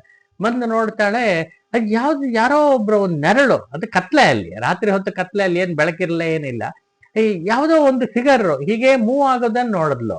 ಅದ್ ಯಾರು ಅಂತ ಗೊತ್ತಾಗಿಲ್ಲ, ಒಂದು ಫಿಗರ್ ಅಂತೂ ಇದೆ, ಒಬ್ಬ ಹೆಂಗಸನ ಫಿಗರ್ ಅನ್ನೋ ಹಾಗೆ ಅವಳ ಮನಸ್ಸಿಗೆ ಬಂದಿದೆ, ಗೊತ್ತಾಗಿಲ್ಲ. ಆದ್ರೂ ಅವರು ಯಾರಮ್ಮ ಅಂತ ಕರೆದ್ರ ಅಂತ ಆಚಾರ್ಯ ಹತ್ರ ಹೋಗ್ಬಿಟ್ಟು, ಏನ್ ಗುರುಗಳೇ ಏನ್ ಕರೆದ್ರಿ, ಯಾತಕ್ಕೆ ಏನಾಯ್ತು ಅಂತ ಕೇಳಿದ್ರು. ಓ ನೀನಮ್ಮ, ಸರಿ ಹಾಗಾದ್ರೆ ಪರವಾಗಿಲ್ಲ, ಸರಿ ಬಿಡು ಅಂತ ಹೇಳಿ ಅವರು ಬಿಟ್ಬಿಟ್ಟಿದ್ದಾರೆ. ಅಲ್ಲೇ ಒಂದು ದೀಪ ಐತದ, ಸಣ್ಣ ದೀಪ, ಅದನ್ನ ದೊಡ್ಡದು ಮಾಡ್ಕೊಂಡು ಇದ್ ಮಾಡ್ಕೊಂಡು ಎಲ್ಲ ಹುಡ್ಕೊಂಡು ಹೋಗ್ತಾ ಇದ್ದಾಳೆ. ಯಾರು ಅಂತ ಪತ್ತೆ ಮಾಡ್ಬೇಕು ಅಂತ ಬೇಗ ಹೋಗ್ಬಿಟ್ಟು ಹೋಗ್ತಾಳೆ. ಎಲ್ಲೋದ್ರೂ ಕಾಣಿಸ್ಲೇ ಇಲ್ಲ, ಮರೆಯಾಗ್ಬಿಟ್ಟಿದೆ ಅವಳು. ಇವಳಿಗೆ ಏನಾಯ್ತು, ಆ ಚಿತ್ರ ನೋಡಿದೀನಿ ನಾನು, ಒಂದು ಇದು ಶ್ಯಾಡೋ ಇದೆ, ಅದು ಮೂವ್ ಆಯ್ತು. ಹಾಗಿದ್ದಾಗ ಒಂದು ಭಯ ಆಗೋಯ್ತು, ಯಾರೋ ಬಂದಿದ್ದಾರೆ ಆಚಾರ್ಯ ಹತ್ರ ಕೂತ್ಕೊಂಡು ಹೋಗಿದ್ದಾರೆ ಅಂತ ಹೇಳಿ ಭಯ ಆಗೋಯ್ತು. ಸರಿ ಗಂಡನ ಹತ್ರ ವಡಗರಂಬಿ ಹತ್ರ ಹೋಗಿ ಹೇಳಿದ್ದಾರೆ, ಹೀಗಾಯ್ತು ರಾತ್ರಿ ನೋಡಿ ಅಂತ. ಜನ ಬೈದ, ನೀನ್ ಯಾಕೆ ಆಚಾರ್ಯ ಹತ್ರ ಈಗ ಯಾಕೆ ದೂರ ಹೋಗಿ ಮಲ್ಕೊಂಡ, ನಿನ್ ತಪ್ಪದು, ಹಾಗೆ ಬಿಡಬಾರ್ದಾಗಿತ್ತು ಅಂತ ಅವ್ನು ಬೈತಾನೆ. ಅದು ಅಲ್ದೆ ಹೀಗಾಗಿರ್ಬಹುದು ಅಂತ ಅವನೊಂಥರ ವ್ಯಾಖ್ಯಾನ. ಏನಂತ ಹೇಳಿದ್ರೆ, ಭಗವಂತನೇ ಏನಾದ್ರು ಬಂದು ಅವ್ರ ಕಾಯಿಲೆ ಇದೆಯಲ್ಲ ಬಂದ್ ನೋಡಕ್ಕೋಸ್ಕರ ಬಂದೋ ಏನೋ, ಅಥವಾ ತಾಯಾರು ಬಂದು ನೋಡಿರಬಹುದು, ಅಥವಾ ಇದು ಒಂದು ದೇವತೆಗಳು ಯಾರಾದ್ರೂ ಬಂದು ಹೋಗಿ ನೋಡಿರಬಹುದು, ವಿಚಾರಿಸ್ಕೊಡಕ್ಕೋಸ್ಕರ ಬಂದು ಹೋಗಿರ್ಬಹುದು ಅಂತೇಳಿ ಇದೆಲ್ಲ ಕಥೆ. ಸರಿ ಇವಳಿಗೆ ಅದೆಲ್ಲ ಇದಾಗಲಿಲ್ಲ. ಒಪ್ಪಿಗೆ ಆಗ್ಲಿಲ್ಲ. ನೋಡಿದೀನಿ ನಾನು ಅಂತ ಕಣ್ಣಲ್ಲಿ ಚಿತ್ರ ಇದೆ, ಆದ್ರೆ ಯಾರಿಗೂ ಗೊತ್ತಾಗಿಲ್ಲ, ಭಯ ಅಂತೂ ಇದೆ. ಸರಿ ಆಯ್ತು, ಬಿಟ್ಲ ಅಲ್ಲಿಗೆ, ನೋಡೋಣ ಅಂತ ಹೇಳಿ ಬಿಟ್ಟಿದ್ದಾಳೆ. ಈಗ ಆಯ್ತು, ಸ್ವಲ್ಪ ಇದಾದ ಮೇಲೆ ಏನಾಯ್ತು, ಬಂದ್ರಲ್ಲ, ಇಬ್ರು ಅತಿಥಿಗಳು ಬಂದ್ರು ಅಂತ ಹೇಳದ್ನಲ್ಲ, ಅದ್ರಲ್ಲಿ ಒಬ್ಬರಿಗೆ ಸ್ವಲ್ಪ 2 ದಿವಸ ಕೇಳಿದ್ರೆ 2 ದಿವಸ ಆದ್ಮೇಲೆ ಹೊರಡ್ಬೇಕು, ಯಾರು ಹೊರಡ್ಲಿಲ್ಲ. ಯಾಕೆ ಅಂತ ಹೇಳಿದ್ರೆ ಅಸಿಸ್ಟೆಂಟ್ ಬಂದಿದ್ರಲ್ಲ ಒಬ್ಳು ಮಧ್ಯ ವಯಸ್ಕರು, ಅವಳಿಗೆ ಸ್ವಲ್ಪ ಹುಷಾರಿರ್ಲಿಲ್ಲ. ಹಾಗಾಗಿ ಇನ್ನೊಂದ್ 2 ದಿವಸ ಪೋಸ್ಟ್ಪೋನ್ ಆಯ್ತು. ಪೋಸ್ಟ್ಪೋನ್ ಆಗೋ ಅಷ್ಟೊತ್ತಿಗೆ ಏನಾಯ್ತು, ಮಾರನೇ ದಿವಸ ಇವರಿಗೆ ಆಚಾರ್ಯರಿಗೆ ಕಾಯಿಲೆ ಗುಣಮುಖವಾಗ್ತಾ ಇದೆ. ಗುಣಮುಖವಾಗಿ ಆಲ್ಮೋಸ್ಟ್ ಅವ್ರು ನಾರ್ಮಲ್ ಬಂದಾಗ ಆಗಿದೆ. ಬಂದಾಗ ಆಯ್ತು, ಇವ್ರಿಗೆ ಒಂಥರ ಸಂತೋಷ ಆಯ್ತು, ಆಚಾರ್ಯ ಪಾಪ ಇದು ವಾಸಿ ಆಯ್ತು ಅಂತ ಹೇಳಿ. ಅವಾಗ ಅವರ ರೊಟೀನ್ ಶುರು ಮಾಡ್ಬಿಟ್ರು, ಸ್ನಾನ ಸಂಧ್ಯಾ ಪೂಜೆ ಇತ್ಯಾದಿಗಳನ್ನ ಅವ್ರು ಮಾಡಕ್ ಶುರು ಮಾಡಿದ್ರು. ಅವಾಗ ಸ್ವಲ್ಪ ಆ ಕಡೆ ಗಮನ ಕೊಡ್ಬೇಕಾಗಿಲ್ಲ, ಯಾಕೆಂದ್ರೆ ಪಾದ ಒತ್ತೋದೆಲ್ಲ ಇತ್ತಲ್ಲ, ಅದೆಲ್ಲ ಆ ಸೇವೆ ಎಲ್ಲ ಕಡಿಮೆ ಆಯ್ತು. ಇವು ಸ್ವಲ್ಪ ಫ್ರೀ ಆದವು ನೋಡಿದ್ರೆ ಬಂದಿದ್ರಲ್ಲ ಅವ್ರ ಕಾಯಿಲೆ ಬಂದ್ಬಿಟ್ಟಿದೆ. ದೊಡ್ಡವರಿದ್ದಾರೆ, ಅವ್ರ ಕಾಯಿಲೆ ಬಂದ್ಬಿಟ್ಟು, ಇದು ಸೋಂಕು ಅಂತ ಕಾಣುತ್ತೆ, ಒಬ್ಬರಿಂದ ಒಬ್ರು ಬಂದ್ಬಿಡುತ್ತೆ. ಅವ್ರಿಗೆ ಬಂದ್ಬಿಟ್ಟಿದೆ. ಅವ್ರು ನೋಡ್ಕೊಳ್ಳೋ ಒಂದು ಜವಾಬ್ದಾರಿ ಇವರಿಗೆ ಶ್ಯಾಮಳಾಂಬಾಗ್ ಬಂತು. ಎಲ್ಲ ಮಾಡ್ತಾ ಇದ್ದಾರೆ. ಮಾಡ್ಕೊಂಡು ಒಂದ್ ದಿವಸ ಏನ್ ಮಾಡಿದಾರೆ, ಅವತ್ತೇನೆ ಆಚಾರ್ಯ ಹತ್ರ ಬಂದಿದ್ದಾರೆ. ಏನಮ್ಮ ಕಾಣಿಸ್ತಾನೆ ಇಲ್ವಲ್ಲ ಅಂತ ಹೇಳಿದ್ರೆ, ಹೀಗೆ ಅವರಿಗೆ ಹುಷಾರಿಲ್ಲ, ಅವ್ರನ್ನ ನೋಡ್ಕೋಬೇಕಾಗಿತ್ತು ಅಂತ ಹೇಳಿ ತುಂಬಾ ದುಃಖದಲ್ಲಿ ಅವಳು ಹೇಳ್ತಾ ಇದ್ದಾಳೆ. ಅಯ್ಯೋ ಯಾಕಮ್ಮ ಇಷ್ಟು ದುಃಖ ಪಡ್ತೀರಾ, ಅವರು ಎಲ್ಲಿದ್ಲೋ ಬಂದಿರೋರು, ಬಂದ್ರೆ ನಿಮ್ ಮನೇಲೆ ಇದ್ರು, ಇದು 3-4 ದಿವಸದಿಂದ ಇಲ್ಲ ಅಂತ ಹೇಳಲ್ಲ, ಆದ್ರೆ ಅವ್ರ ಕಾಯಿಲೆ ಬಂತು, ಇಷ್ಟೆಲ್ಲ ಯೋಚನೆ ಮಾಡಕ್ ಹೋಗ್ಬಾರ್ದಮ್ಮ ಅಂತ ಸಮಾಧಾನ ಮಾಡ್ತಿದ್ದಾರೆ. ಆಯ್ತು ಅಂತ ಏನೋ ಹೇಳಕ್ ಹೋಗ್ತಾಳೆ, ಹೇಳಕ್ ಆಗ್ತಿಲ್ಲ ಬಿಡ್ತಾಳೆ. ಸರಿ, ಮಾರನೇ ದಿವಸ ಏನಾಯ್ತು, ಇಬ್ರು ಲೇಟ್ ಮಾಡಿದ್ದಾರೆ, ಬರಲೇ ಇಲ್ಲ, ಆಚಾರ್ಯರ ಹತ್ರ ಬರಲೇ ಇಲ್ಲ. ಅಲ್ಲಿ ಮನೆ ಕೆಲಸ, ಸರಿ ಮನೆ ಕೆಲಸ ಇರ್ಬೋದು, ಮಾಡ್ಕೊಳ್ಳಿ ಅಂತ ಹೇಳಿ ಇವರು ಸುಮ್ಮನೆ ಇದ್ದಾರೆ. ಆಮೇಲೆ ಸಾಯಂಕಾಲ ಬಂದಾಗ ತುಂಬಾ ಹತ್ತಿದ್ದಾರೆ. ಹತ್ಕೊಂಡು ಕಣ್ಣನ್ನ, ಮುಖ ಎಲ್ಲ ಕೆಂಪಾಗ್ಬಿಟ್ಟಿದೆ, ಕಣ್ಣು ಕೆಂಪಾಗ್ಬಿಟ್ಟಿದೆ, ಮುಖ ಎಲ್ಲ ಊದ್ಕೊಂಡ್ಬಿಟ್ಟಿದೆ, ಇದಾಗಿ ತುಂಬಾ ಹತ್ತಿದ್ದಾರೆ. ಯಾಕಮ್ಮ ಇಷ್ಟೊಂದು ವ್ಯಥೆ ಪಡ್ತೀರಾ, ಏನಮ್ಮ ಆಯ್ತು ಅಂತ ಹೇಳಿದ್ರೆ, ಅವಳೇನೋ ಹೇಳಕ್ ಹೋಗ್ತಾಳೆ, ಆದ್ರೆ ಅವಳ ಬಾಯಿಗೆ ಬರ್ತಿಲ್ಲ, ಮಾತಾಡಕ್ ಆಗ್ತಿಲ್ಲ, ಅಷ್ಟು ದುಃಖ. ಅಯ್ಯೋ ಇಷ್ಟು ದುಃಖ ಇದೆಯಾ, ಹಾಗಾದ್ರೆ ಒಂದ್ ಕೆಲಸ ಮಾಡಮ್ಮ, ಇವಳನ್ನ ಕರ್ಕೊಂಡೋಗಿ ಮನೆ ಕರ್ಕೊಂಡೋಗಿ ವಿಶ್ರಾಂತಿ ತಗೊಳ್ಳಿ, ಅವಳು ಮಾತಾಡಕ್ ಆಗ್ತಿಲ್ಲ ಅಂತ ಹೇಳಿ ಕಳಿಸ್ಬಿಡ್ತಾರೆ. ಆಯ್ತು, ಹೋದ್ಲು. ಮಾರನೇ ದಿವಸ ಬರ್ತಾರೆ. ಮಾರನೇ ದಿವಸ ಬಂದ ಮತ್ತೆ ಲೇಟ ಬಂದಾಗ ತುಂಬಾ ಅವರು ಯಾರು ಆಂಧ್ರಪುರದವ್ರನ್ನ ಅಳಕ್ ಶುರು ಮಾಡ್ತಾರೆ. ಅಳ್ತಾ ಇದ್ದಾರೆ ಅವರು ಕೂಡ ಮುಖಲ್ಲ. ಏನು ಹೀಗೆ ಇಷ್ಟು ಇದು ಮಾಡ್ತಾ ಇದೆಯಲ್ಲ, ಏನಾಯ್ತು ಹೇಳಿ ಅಂತ ಆಚಾರ್ಯರು ಕೇಳ್ತಾರೆ. ಅವಾಗ ಇಲ್ಲ, ನಾನ್ ಹೇಳಕ್ಕಾಗಲ್ಲ, ಅವಳೇ ಹೇಳ್ತಾಳೆ ಅಂತ ಹೇಳಿ ಅವ್ರ ಮೇಲೆ ಹಾಕ್ತಾಳಂತೆ. ಅವಳು ಏನ್ ಮಾಡ್ತಾಳೆ, ಹೇಳ್ತೀನಿ ಅಂತ ಹೇಳಿ ಮೊದ್ಲು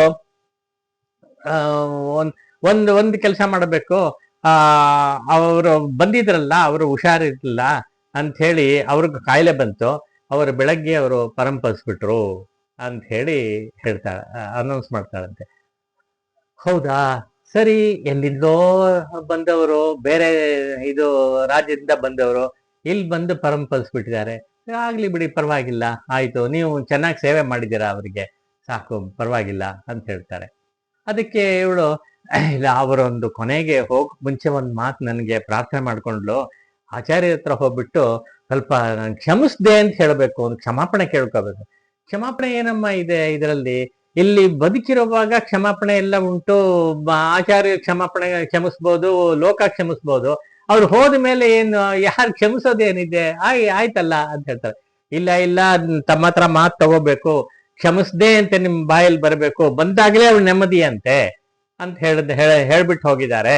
ಅದನ್ನ ದಯವಿಟ್ಟು ಒಂದು ಮಾತು ಹೇಳ್ಬೇಕು, ನೀವು ಕ್ಷಮಿಸ್ದೆ ಅಂತ ಹೇಳ್ಬೇಕು, ಆವಾಗ್ಲೇ ಮುಂದಿನ ವಿಷಯ ಹೇಳೋದು ನಾನು ಅಂತ ಹೇಳ್ತಾಳೆ ಅವಳು ಶ್ಯಾಮಳಾಂಬ. ಅದಕ್ಕೆ ಅವರು, ಆಯ್ತಮ್ಮ, ಕ್ಷಮಿಸ್ದೆ ನಾನು, ಇವಾಗ ಹೇಳು ಏನು ಅಂತ ಹೇಳಿದಾಗ ಅವಾಗ ಹೇಳ್ತಾಳಂತೆ, ನೋಡಿ, ಅವಳು ಹೋಗಕ್ ಮುಂಚೆ ನನ್ನ ಕಿವಿಲಿ ಒಂದು ಮಾತು ಹೇಳಿದ್ರು.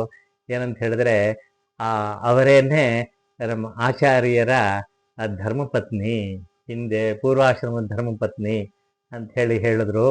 ಅವರು ಹೀಗಾಯ್ತು, ಅವ್ರು ಬಂದಾಗ ಅವರು ಊರಲ್ಲಿದ್ದಾಗ ತುಂಬಾ ತಮ್ಮನ್ನ ನೋಡ್ಬೇಕು ಅಂತ ಆಸೆ ಆಯ್ತಂತೆ. ಎಷ್ಟೋ ವರ್ಷ, ಸುಮಾರು 40 ವರ್ಷಗಳಾಗೋಯ್ತು. 40 ವರ್ಷ ಆದ್ಮೇಲೆ ಒಂದು ಸಲವಾದ್ರೂ ಅವ್ರು ನೋಡ್ಬೇಕು ಅಂತ ತುಂಬಾ ಆಸೆ ಪಟ್ಟೆ ನಾನು. ಅದಕ್ಕೋಸ್ಕರ ಎಲ್ಲಿದ್ದಾರೆ ಅಂತ ಹುಡುಕಲಾಗಿ ಅವಾಗ ನನ್ಗೆ ಗೊತ್ತಾಯ್ತು, ಈ ಕಡೆ ಬಂದಿದ್ದಾರೆ, ಅವರು ಕರ್ನಾಟಕಕ್ಕೆ ಬಂದಿದ್ದಾರೆ ತಮಿಳ್ನಾಡಿನಿಂದ ಅನ್ನೋದು ಗೊತ್ತಾಯ್ತು. ಹಾಗೆ ವಿಚಾರಿಸ್ಕೊಂಡು ಬಂದು ಇಲ್ಲಿಗೆ ಬಂದ ಮೇಲೆ ಇಲ್ಲಿ ಸನ್ಯಾಸಿಗಳಿದ್ದಾರೆ ಅಂತ ಗೊತ್ತಾಯ್ತು. ಇವರೇನಾ ನನ್ಗೆ ಗೊತ್ತಾಗ್ಲಿಲ್ಲ. ಅದಕ್ಕೋಸ್ಕರ ನೀವು ಯಾರು ಇಲ್ದೇ ಇದ್ದಾಗ ಮೆಲ್ಲಗ್ ಬಂದು ಇಣಿಕಿ ನೋಡ್ದೆ ನಾನು. ನೋಡ್ದಾಗ ಇವರು ನೋಡ್ದೆ ನಾನು, ಇಣಿಕಿ ನೋಡಿದಾಗ ಅವಾಗ ಇವರೇನೆ ಅಂತ ನನಗೆ ಖಚಿತವಾಯಿತು. ಅದಾದ್ಮೇಲೆ ನನಗೆ ಯಾಕೋ ಮನಸ್ಸೇ ಬರ್ಲಿಲ್ಲ, ಇದು ಹೊರಡ್ಬೇಕು ಅನ್ನೋ ಮನಸ್ಸೇ ಬರಲ್ಲ. ಇನ್ನೊಂದೆರಡು ದಿವಸ ಇರೋಣ ಅಂತ ಅನ್ನಿಸ್ತು. ನೇರವಾಗಿ ಅವ್ರು ನೋಡ್ಲಿಲ್ಲ, ನಾನು ನೋಡಕ್ ಆಗ್ಲಿಲ್ಲ, ಅದು ಇಣಿಕಿ ನೋಡಿದ್ದೆ ಅಷ್ಟೇನೆ ಅಂತ ಹೇಳಿ. ಆಮೇಲೆ ಅವ್ರಿಗೆ ಕಾಯಿಲೆ ಅಂತ ಹೇಳಿದಾಗ ನನ್ ತುಂಬಾ ಮನಸ್ಸು ಬೇಸರ ಆಯ್ತು, ತಡ್ಕೊಳಕ್ ಆಗ್ಲಿಲ್ಲ. ಅದಕ್ಕೆ ವಿಚಾರಿಸಿದೆ. ಆವಾಗ ಅವಳು ಶ್ಯಾಮಳಾಂಬ ಹೇಳ್ತಾಳೆ, ಪ್ರತಿ ದಿವಸನೂ ಅವ್ರು ಹೇಗಿದ್ದಾರೆ, ಆರೋಗ್ಯ ಹೇಗಿದೆ ಅಂತ ವಿಚಾರಿಸ್ತಾ ಇದ್ಲು. ಇವಳಿಗೆ ಯಾಕೆ ಇಷ್ಟೊಂದು ಕಾತರ ಅಂತ ನಾನು ಯೋಚನೆ ಮಾಡ್ತಿದ್ದೆ. ಆವಾಗ ನನ್ಗೆ ಗೊತ್ತಾಗಿಲ್ಲ, ಇವಾಗ ಗೊತ್ತಾಯ್ತು ಅಂತ ಹೇಳ್ತಾಳೆ. ತುಂಬಾ ಇದಾಯ್ತು. ಹಾಗೆ ಆಗಿದ್ರಿಂದ ವಿಚಾರಿಸ್ತಾನೆ ಇದ್ದೆ ನಾನು. ಕೊನೆಗೆ ಏನ್ ಮಾಡೋದು, ಅವರ ಕಾಯಿಲೆ ನಾನು ತಗೊಂಡ್ಬಿಡ್ಬೇಕು ಅಂತ ಅನಿಸ್ತು. ಯಾಕಂದ್ರೆ ಅವ್ರು ಬದುಕಿದ್ರೆ 100 ಜನ ಬದುಕೋತಾರೆ ಜೀವನದಲ್ಲಿ. ನಾನ್ ಬದುಕಿ ಏನ್ ಪ್ರಯೋಜನ, ನನ್ನಿಂದ ಏನು ಪ್ರಯೋಜನ ಇಲ್ಲ. ಅದಕ್ಕೋಸ್ಕರ ಹೋಗಿ ಅವತ್ ನೀವು ಹೇಳ್ತಾ ಇದ್ರಲ್ಲ ಯಾರೋ ಬಂದಿದ್ರು ಅಂತ, ನಾನೇ ಹೋಗಿ ಅವರ ಪಾದ ಸ್ಪರ್ಶ ಮಾಡಿದೆ. ಅವ್ರ ಕಾಲನ್ನು ಚೆನ್ನಾಗಿ ಬುಗ್ಗಿಯಾಗಿ ಅಮ್ಕಿ ಹೊತ್ಕೊಂಡು ಅದನ್ನ ಹಾಗೇ ನಾನು ಸ್ವೀಕರಿಸಿದಾಗೆ ಸ್ವೀಕರಿಸಿದೆ ನಾನು. ತಗೊಂಡ್ಮೇಲೆ ನೋಡಿ, ಮಾರನೇ ದಿವಸದಿಂದಲೇ ಅವ್ರ ಕಾಯಿಲೆ ಎಲ್ಲ ಗುಣವಾಗ್ತಾ ಬಂತು. ನನಗೆ ಜ್ವರ ಬಂದು ಈಗ ಈ ಸ್ಥಿತಿ ಬಂತು, ಇನ್ನು ನಾನು ಬದುಕಲ್ಲ ಅಂತ ಹೇಳಿ ನಾನು ಚಿಕ್ಕ ವಯಸ್ಸಿನಲ್ಲಿ ಅವ್ರ ಮದುವೆ ಆದಾಗ ಅವ್ರ ಮಹಿಮೆ ನನ್ಗೆ ಗೊತ್ತಾಗ್ಲಿಲ್ಲ. ಏನೋ ಮಾಡಿ ನನ್ನ ಪಾಡ್ ನಾನು ಇದ್ಬಿಟ್ಟೆ, ಅವ್ರು ಸರಿಯಾಗಿ ನಡ್ಕೊಳ್ಳಿಲ್ಲ. ಅದನ್ನು ತುಂಬಾ ವ್ಯಥೆಯನ್ನು ಉಂಟು ಮಾಡ್ತಾ ಇದೆ ಈಗ. ಆಮೇಲೆ ನನಗೆ ಎಷ್ಟೋ ವಿಷಯಗಳು ಚಿಕ್ಕ ವಯಸ್ಸಾದ್ರಿಂದ ನನಗೆ ಈ ಸಮಾಜದ ಒಂದು ಇದೆಲ್ಲ ಗೊತ್ತಾಗಿಲ್ಲ. ನಮ್ಮ ಮನೆತನದಲ್ಲಿ, ನಮ್ಮ ತಾಯಿ ಮನೆತನದಲ್ಲಿ ತುಂಬಾ ಒಂದು ಆಚಾರ ಮಂತ್ರವ್ರು ಇತ್ತು, ಅದನ್ನೇ ಮಾಡ್ತಾ ಇದ್ದೆ. ಅದು ತಪ್ಪು ಮಾಡ್ಬಿಟ್ಟೆ. ಅದರಿಂದ ಅವ್ರಿಗೆ ಬೇಸರ ಉಂಟಾಗಿದೆ, ತುಂಬಾ ಬೇಸರ ಉಂಟಾಯ್ತು. ಅವರು ಸನ್ಯಾಸನ ಸ್ವೀಕರಿಸಿ ಮಾಡಿದ್ರು. ನಾನು ಅದಕ್ಕೆ ಕಾರಣನಾಗ್ಬಿಟ್ಟೆ. ಅದಕ್ಕೋಸ್ಕರ ನಂಗೆ ಕ್ಷಮಿಸ್ಬೇಕು. ನನ್ನ ಕ್ಷಮಿಸ್ದೆ ಅಂತ ಅವ್ರ ಮಾತು ಹೇಳದೆ ಇದ್ರೆ ನಾನು ಸ್ವರ್ಗಕ್ಕೆ ಹೋದ್ರೂ ಉಳಿಯಲ್ಲ, ಅಲ್ಲಿ ವಾಪಸ್ ಬಂದ್ಬಿಡ್ತೀನಿ. ಅದರಿಂದ ಕ್ಷಮಿಸ್ದೆ ಅಂತ ಅವ್ರ ಬಾಯಲ್ಲಿ ಬರೋ ಹಾಗೆ ಹೇಳ್ಬೇಕು. ಅದಕ್ಕೋಸ್ಕರ ಕೇಳಿದ್ಲು ಅವಳು, ನೀವು ಕ್ಷಮಿಸ್ದೆ ಅಂತ ಹೇಳ್ಬಿಟ್ರಿ ಅಂತ ಹೇಳಿ. ಕೊನೆಗೆ ಇದಾಯ್ತು. ಅದಾದ್ಮೇಲೆ ನನ್ನ ಸಂಸ್ಕಾರವನ್ನ ಮಗನಾಗಿ ನೀನೇ ಮಾಡ್ಬೇಕಪ್ಪ ಅಂತ ಹೇಳಿದ್ರು. ಅದಕ್ಕೋಸ್ಕರ ನಾನೇ ಮಗನಾಗಿ ಮಾಡಿದೆ. ನಾನು ನಿಜವಾಗಲೂ ತಾವೇ ನಮ್ಮ ತಂದೆ, ಅದರಿಂದ ಅವರ ತಾಯಿ ಸಂಸ್ಕಾರವನ್ನು ಮಾಡ್ದಂಗಿತ್ತು ನಮ್ಗೆ. ಆ ಒಂದು ದೃಷ್ಟಿಯಲ್ಲಿ ನಾವು ಮಾಡಿದ್ವು ಅಂತ ಹೇಳಿ ಹೇಳಿದಾಗ ಆಚಾರ್ಯರು ಹೌದಾ ನಾರಾಯಣ ಅಂತ ಹೇಳಿ ಅಲ್ಲಿಗೆ ಮಾಡ್ಬಿಟ್ರಂತೆ. ಇನ್ನೇನು ಮಾಡಲಿಲ್ಲ. ಕೊನೆಗೆ ಅವಳು ಹೊರಡುವಾಗ ಇಷ್ಟೆಲ್ಲ ಮಾಡಿದ್ದಕ್ಕೆ ತನ್ನ ಮೈಯಲ್ಲಿದ್ದ ಏನಾದ್ರೂ ನಿನ್ ಕೊಡಬೇಕು ಅಂತ ಅನ್ಸುತ್ತಮ್ಮ ಅಂತ ಹೇಳಿ 3 ಪದಾರ್ಥವನ್ನ ನನಗೆ ಕೊಟ್ಟರು. ಅವರು ಧರಿಸಿರುವಂತ ಒಡವೆಗಳನ್ನು ಕೊಟ್ಟರು ಅಂತ ಹೇಳಿ, ಅವ್ರ ಜ್ಞಾಪಕವಾಗಿ ನಾನು ಇಟ್ಕೋತೀನಿ ಅಂತ ಹೇಳಿ ಏನ್ ಮಾಡ್ತಾಳಂತೆ. ಆ ಒಡವೆಗಳನ್ನ ಆಚಾರ್ಯಗೆ ತೋರಿಸಿದ್ರು, ಇದನ್ನೇ ಅವ್ರು ಕೊಟ್ಟಿದ್ದು ಅಂತ. ಅವ್ರಿಗೆ ಜ್ಞಾಪಕ ಬಂತು ಅಂತ ಕಾಣುತ್ತೆ. ಸುಮ್ಮನೆ ನೋಡಿದ್ರು, ಸರಿ ಆಗ್ಲಿಮ್ಮ ಅಂತ ಹೇಳಿ ಅಷ್ಟೇ. ಇನ್ನೇನು ಹಚ್ಕೊಳ್ಳಿಲ್ಲ ಅವರು ಅಂತ ಹೇಳಿ ಇದು ಮಾಡಿದ್ರು. ಹಾಗೆ ಅವಾಗ ಒಂದ್ಸಲ ಅವ್ರು ಹೇಳಿದ್ರಂತೆ, ಹೀಗೆ ಯಾರೋ ಬಂದು ಅವತ್ತು ಕಾಲ್ ಒತ್ತಿದ್ರು ನನಗೆ. ನಾನು ಅವತ್ತು ಡೀಟೇಲ್ಸ್ ನಿಮ್ಗೆ ಹೇಳಲಿಲ್ಲ. ಆದರೂ ಕೂಡ ಅದು ನೀನ್ ಯಾವಾಗಲೂ ಒತ್ತಿಯಲ್ಲ ಶ್ಯಾಮಳಾಂಬ, ನೀನ್ ಒತ್ತಿಯಲ್ಲ, ಆ ತರಹ ಇರ್ಲಿಲ್ಲ, ಅದು ಬೇರೆ ತರಹ ಇತ್ತು. ಅವ್ರು ಒತ್ತಿದ ಮೇಲೆ ಏನೋ ನನ್ನಿಂದ ಏನೋ ಒಂದು ಎಳ್ಕೊಂಡು ಹೋದಾಗ ಆಯ್ತು, ಅಷ್ಟಾಯ್ತು, ನನ್ನ ಹೇಳಿರ್ಲಿಲ್ಲ ಅಂತ ಹೇಳಿ ಆಮೇಲೆ ಹೇಳಿದ್ರಂತೆ. ಅದನ್ನ ಇವರೆಲ್ಲ ಇಷ್ಟೆಲ್ಲ ಹೇಳಕ್ ಮುಂಚೆನೆ ಹೇಳಿದ್ರು ಅವರು ಅಂತ. ನಾನು ಹೇಳುವಾಗ ಅದನ್ನ ಬಿಟ್ಟಿದ್ದೆ, ಅಷ್ಟೇ ಬಿಟ್ಟೋಯ್ತು. ಅಂದ್ರೆ ಅವ್ರ ಮನಸ್ಸಿಗೂ ಏನೋ ಬಂದಿದೆ, ಇನ್ಯಾರೋ ಬಂದಿದ್ದಾರೆ, ಸ್ಪರ್ಶ ಮಾಡಿದ್ದಾರೆ, ತಮ್ಮಿಂದ ಏನೋ ಒಂದು ತಗೊಂಡಿದ್ದಾರೆ ಅಂತ. ಆ ತಗೊಂಡಿದ್ದೇನಪ್ಪಾ ಅಂತ ಹೇಳಿದ್ರೆ ಅವ್ರ ಕಾಯಿಲೆಯನ್ನು ತಗೊಂಡಿದ್ದಾರೆ ಅಷ್ಟೇ. ಅವರು ಅದು ಎಷ್ಟು ದೃಢವಾದ ಸಂಕಲ್ಪ ಇದ್ದಿರ್ಬೇಕು ಅವ್ರಿಗೆ. ಅವ್ರ ಕಾಯಿಲೆಯನ್ನ ತಾನೇ ತಗೋಬೇಕು, ಅವ್ರು ವಾಸಿ ಆಗ್ಬೇಕು, ಅವ್ರ ಲೋಕಕ್ಕೆಲ್ಲ ಹಿತವನ್ನು ಉಂಟು ಮಾಡೋರು, ಅವ್ರು ಬದುಕೋಬೇಕು, ತಾನು ಹೋದ್ರೂ ಪರವಾಗಿಲ್ಲ ಅಂತ ಹೇಳಿ ತಗೊಂಡಿದಾರಲ್ಲ ಅಂತ ಒಂದು ಪರಮ ಪಾವನವಾದ ಒಂದು ಮನಸ್ಸು. ಅದು ಮೊದಲೇ ಆ ತರಹ ಇದ್ದಿದ್ರೆ ಎಷ್ಟೋ ಕೆಲಸ ಅವರು ಮಾಡ್ಬೋದಿತ್ತು. ಅವಾಗ ಪಾಪ ಹೊಳಿಲಿಲ್ಲ ಅಂತ ಕಾಣುತ್ತೆ, ಯಾವುದೋ ಒಂದು ವೇಗದಲ್ಲಿದ್ರು. ಆದ್ರೆ ಆಮೇಲೆ ರಿಯಲೈಸ್ ಮಾಡಿಕೊಂಡು ತುಂಬಾ ಪಶ್ಚಾತ್ತಾಪ ಪಟ್ಟಿದ್ದಾರೆ. ಪಶ್ಚಾತ್ತಾಪ ಪಟ್ಟು ಕೊನೆಗಾದ್ರೂ ಪಶ್ಚಾತ್ತಾಪ ಉಂಟಾಯ್ತಲ್ಲ ಅವ್ರಿಗೆ. ಅಂತೂ ಒಂದು ದರ್ಶನ ಮಾಡಬೇಕು, ಇವರು ದರ್ಶನ ಮಾಡಬೇಕು ಅಂತ ಅನಿಸಿ ಅಲ್ಲಿಂದ ಅಷ್ಟು ದೂರಿಂದ ಬಂದಿದ್ದಾರೆ. ಒಂದು ದರ್ಶನ ಮಾಡಿದ್ರು. ಜೊತೆಲೇ 3-4 ದಿವಸ ಇದ್ರು. ಜೊತೆಲಿ ಇದ್ರು ಅಂತ ಹೇಳಿದ್ರೆ ಅವ್ರ ಹತ್ತಿರ ಸಾಮೀಪ್ಯದಲ್ಲಿ ಇದ್ರು. ಮತ್ತೆ ಸಮಯ ಸಿಕ್ಕಿದಾಗೆಲ್ಲ ಅವ್ರನ್ನ ಒಂಥರ ಇದರಲ್ಲಿ ನೋಡಿದ್ದಾರೆ, ಯಾರಿಗೂ ಗೊತ್ತಾಗದೇ ಇರೋ ಹಾಗೆ ನೋಡಿದ್ದಾರೆ. ಎದುರುಗಡೆ ಬಂದು ನೋಡೋ ಅಷ್ಟು ಧೈರ್ಯ ಇರ್ಲಿಲ್ವೋ ಏನೋ, ಅವ್ರು ಒಪ್ತಾರೋ ಇಲ್ವೋ ಅನ್ನೋ ಹಾಗೆ ಇದ್ದಿರಬಹುದು, ಗೊತ್ತಿಲ್ಲ ಅಂತ. ಅವರು ಕೂಡ ಸ್ವಲ್ಪ ಅಂಟಿಲ್ದೇನೆ ಆಗಲಿ ಅಂಥೇಳಿ ನಾರಾಯಣ ಅಂಥೇಳಿ ಅಲ್ಲಿಗೆ ಬಿಟ್ಟರು ಅನ್ನೋ ಜ್ಞಾಪಿಸ್ಕೊತೀವಿ. ಹೀಗೆ